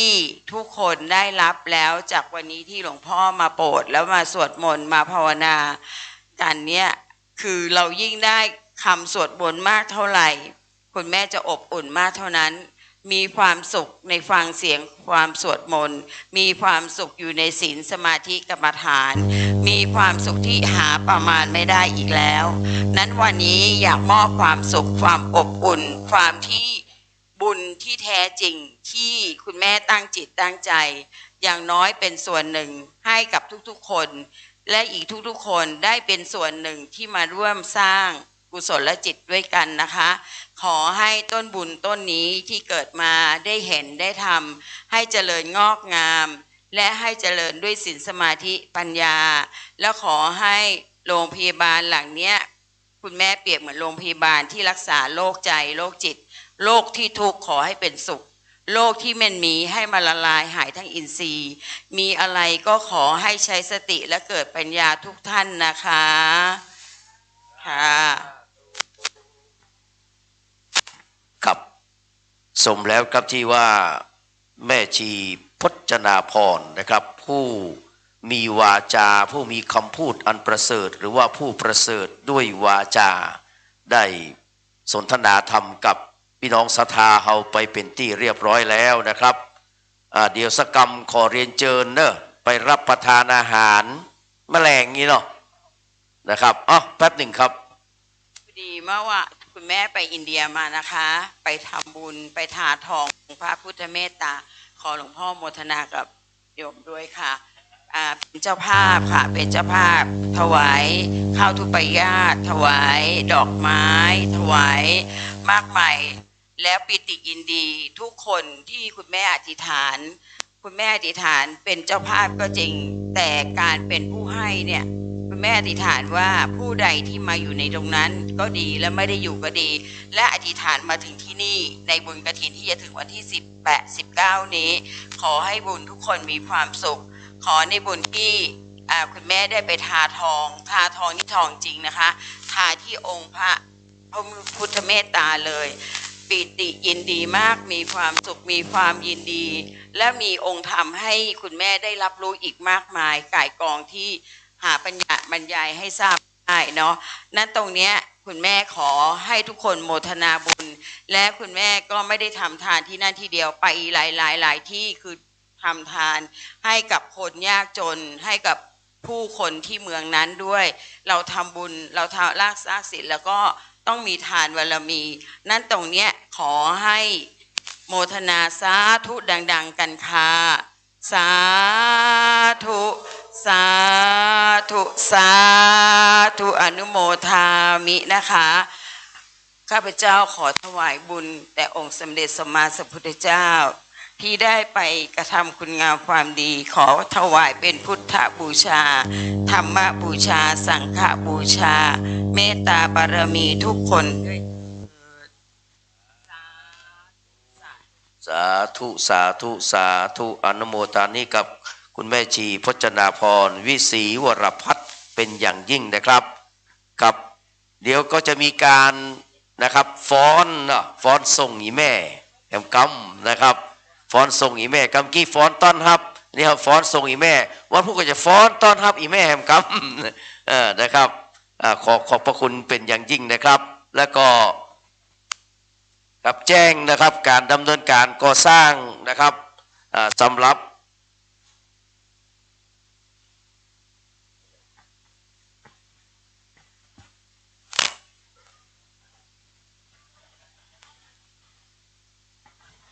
กับศาลาการดำเนินการก่อสร้างนะครับศาลาปฏิบัติธรรมนะครับอาสภะมหาเถรานุสรณ์กตัญญูอาจาริยบูชาคุณนะครับว่าจ้างรับเหมานะครับ4 ล้านนะครับ667,529 บาทนะครับและก็คงเหลือการว่าจ้างอีกนะครับ2,17,331 บาทแล้วก็ติดตั้งแอร์ชั้น1ชั้น2รวมทั้งติดตั้งจอ LED รวม1 ล้านนะครับ374,689 บาทแล้วก็ทำโครงหลังคาคือมุงหลังคาหน้าศาลานะครับแล้วก็เทลานหน้าศาลานะครับประมาณการที่1,500,000 บาทดังนั้นนะครับรวมทั้งสิ้นคงเหลือ4,892,000 บาทนะครับอันนี้รายงานให้ศรัทธาสาธุชนเอาได้รับทราบกันเนอะเรียนเชิญทุกคนทุกท่านได้ไปรับประทานอาหารเย็นนะครับแล้วก็จะมีจ้างฟ้อนนะครับฟ้อนส่งคุณแม่นะครับคุณแม่ชีพจนาพรวิศรีวรพัฒน์นางสาวนะครับสุนทรีนะครับวิศรีปัตย์นางสาวยานทัศน์วิศรีปัตย์พร้อมครอบครัวนะครับวิศรีวรพัฒน์ครอบครัววิศรีปัตย์พร้อมคณะลูกศิษย์นะครับขออนุโมทนาในบุญกุศลของทุกคนทุกท่านวันนี้จะได้อ่านเต็มทุกรายชื่อทุกนามนะครับขออนุโมทนาสาธุกับพี่น้องศรัทธาทุกคนที่อยู่ที่นี่และพี่น้องศรัทธาสาธุชนที่รับฟังอยู่ตั้งบ้านตั้งคลื่นวิทยุนะครับ FM 104.50 เมกะเฮิรตซ์ในเมตตาบารมีธรรมของ ท่านพระครูสมุวิสุวัฒน์วรกิจโจท่านเจ้าอาวาสและผู้อำนวยการสถานีกราบนมัสการขอบพระคุณเป็นอย่างยิ่งนะครับกราบนมัสการขอบพระคุณในเมตตาธรรมของหลวงพ่อนะครับวินัยสารสุพิษประธานส่งไว้วันนี้กราบนมัสการขอบพระคุณนะครับท่านพระครูนะครับหลวงพ่อเจ้าอาวาสแล้วก็ท่านพระครูประหลัดกิติพงศ์นะครับที่เป็นผู้ที่มีเมตตานะครับใจขนาด74นะครับได้มารับใช้ในวันนี้ครับขอพระคุณอนุโมทนาศรัทธาญาติโยมผู้มีน้องทุกคนทุกท่านเด้อขอมีสัมมาสิริสวัสดิ์พัฒนามงคลเหมือนกันทุกคนทุกท่านนะครับก่อนที่เราจะได้ยุคนี้นะครับการถ่ายทอดในวันนี้นะครับรายการวันพรุ่งนี้เป็นรายการมหาทานยิ่งใหญ่เป็นการละทานที่เราจะได้ทำบุญทอดนะครับกฐินมหาสามัคคีมหากุศลนะครับที่วัดสันขยอมนี้เริ่มต้นตั้งแต่เวลานะครับมาปะกันสัก8 โมงครึ่งเป็นต้นไปนะพี่น้องเด้อตรงนี้คิดว่าบัวตาต่างๆที่เราได้นะครับที่ได้จัดตั้งนั้นเตรียมกันเอาไว้ก็จะมาสมทบกันแหมนะครับแหมหลายคนหลายท่านเก้าอี้ต่างๆที่จะจัดเตรียมวันนี้ก็ขอสมควรเนอะสำหรับรายชื่อที่ทางวัดได้จัดเตรียมเอาไว้ที่เก้าอี้นะครับต้องขอกราบอภัยกับบรรดาพี่น้องศรัทธาวัดเขาโตยแล้วก็พี่น้องศรัทธาที่จะมาร่วมบุญกับมาขอชื่อที่เพิ่นนะครับได้จัดเอาไว้นะครับ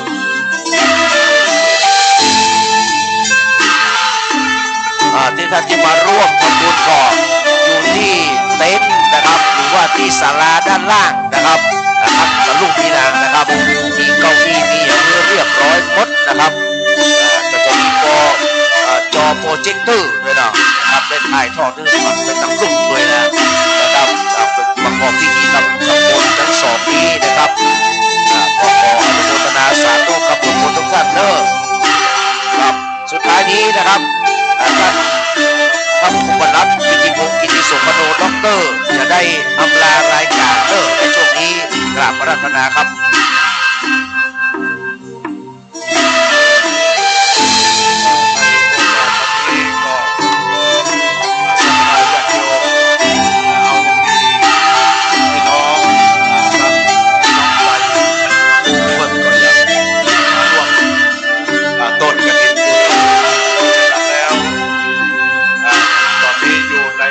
การของการที่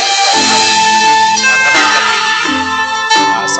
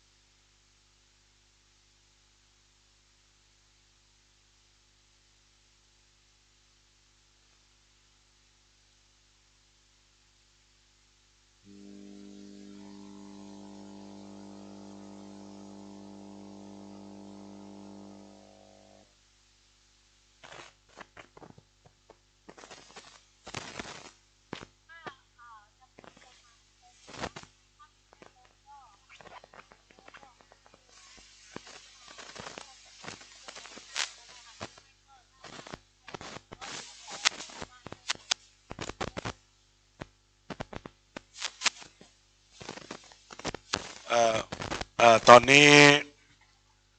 คณะจังฟ้อนกำลังจะฟ้อนส่งคุณโยมแม่เพื่อที่จะได้พักผ่อนพรุ่งนี้เช้าคณะให้มาเช้าหน่อย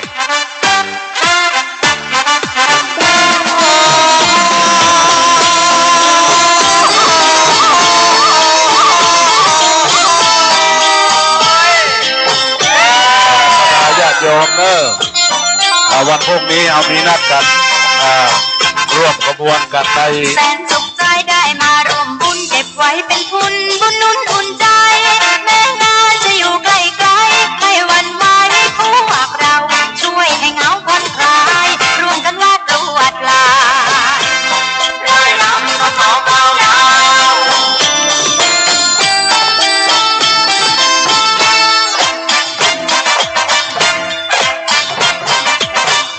ได้ร่วมบุญงานแบบไทยๆดำรงสืบไว้อิ่มใจพวกเราบุกดงลงห้วยขึ้นเขาตื่นแต่เช้าอย่ามารวมสุขสันต์เฮฮาด้วยใจแสนศรัทธาอย่ามาร่วมแรงร่วมใจ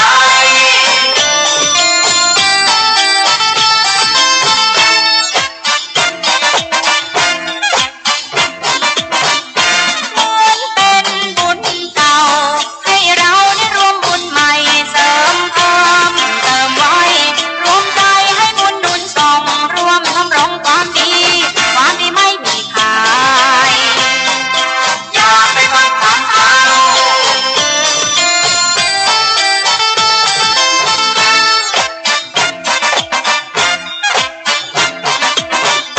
ขอขอบคุณท่านที่มาแทน ยะ ค่อย ถาวาลีวานาปุราปริปุเรนติสาคลังเอวะเมวะอิโตทินังเปตานังอุปปัปปติอิทิตังปฏิตังตุมังคิปะเมวะจมิจตุสเพปุเรนโตสังคปาจันโตปะคะโสยะถามณิโตติระโสยะถาปฏินมีวัฏมะมุลาสดาสิทธิรัตมานังแสวงโอทิขอถวายพระไตร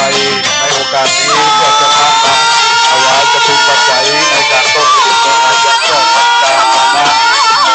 และเป็นตัวของแม่ซ้อนตาและเป็นตัวของแม่สังวาโกไทยนั้นจึงจะมีจักรหรือบุตรยะไรศรีท่านทั้งหลายได้นำถวายเป็นการในพิธีการละวันนี้และขอเป็นบุญเป็นกุศลได้เพียงแสดงที่ท่านทั้งหลายได้อยู่เย็นเป็นสุขอายุมั่นขวัญยืนปราศจากทุกโศกโรคภัยไข้เจ็บจะได้มีสิ่งใดนะครับมาตานั้นนั้นจึงจะมีจักรหรือใจยทุกขวังใจยมังกลังวินาศตุยเตสสะใจยสิเดอานังลาภังโสติปัจยังสุขังพลังสิริอายุจวันโนจะโกกังปุริจยสวะสัตวาสาจะอายุจะสุยาสุขิจะยังสุขีสัตติโยวิวัตเตสัพพะโลกโกวินาศตุมาเทวะตวันตาโยสุขีปีกายุโกภวะสิวาตนาสีนิสัติจักพุทธาปัจจายโนจัตตาโลธรรมาปะทังทิอายุวันโนสุขังปะลังเอาละอยู่ดีสุขเจริญเจริญ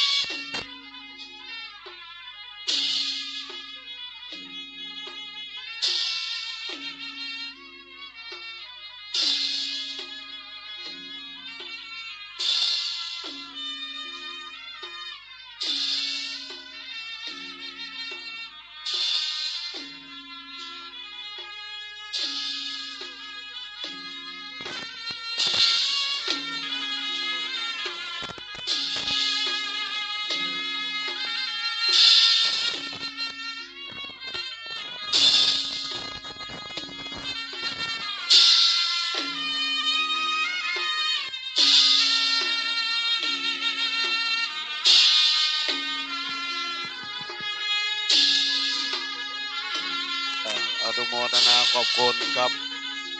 คณะของคุณวิทยาซึ่งก็ได้ร่วม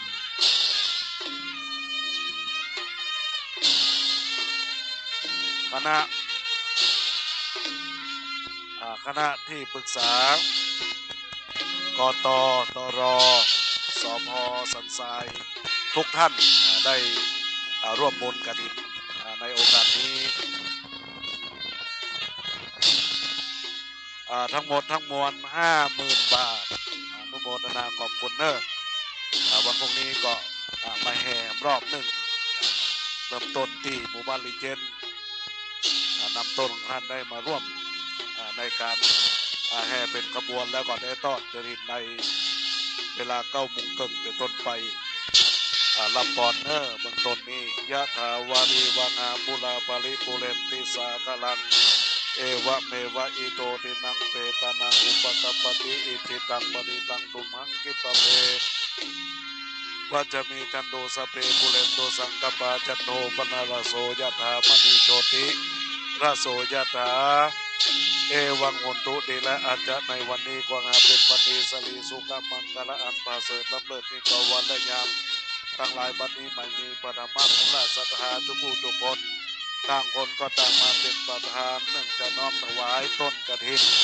จะตุปัจจัย 50,000 บาทในทิศกาละวันนี้ยามนี้นั้นจุงจะมีบุญญาลายสีอันเกิดหากิจใจยังตนตัวของท่านทั้งหลายได้มาทำบุญนำทานในทิศกาละวันนี้ก็ขอสะท้อนยองการปกครอบครองนั้นได้อยู่เย็นเป็นสุขอายุมั่นขวัญยืน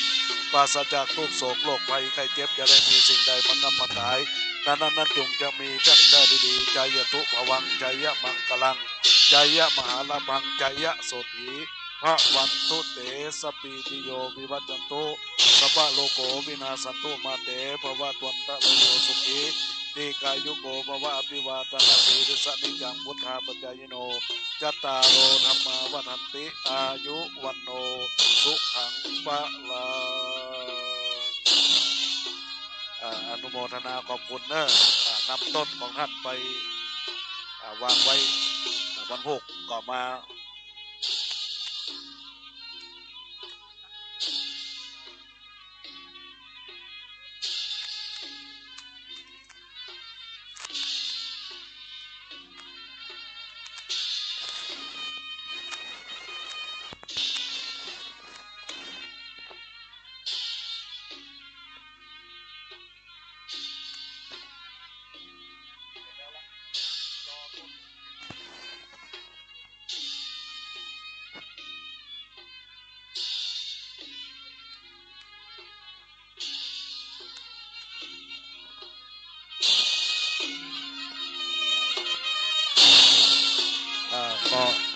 เรียนเชิญเนอร์ต้นของไอซัก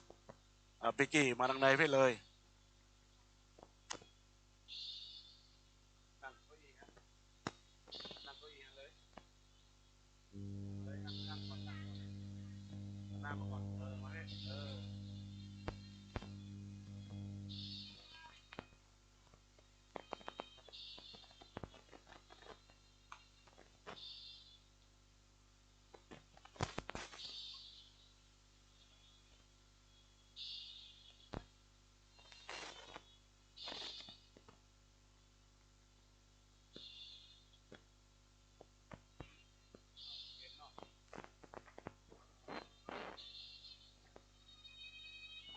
รับปอนเนอร์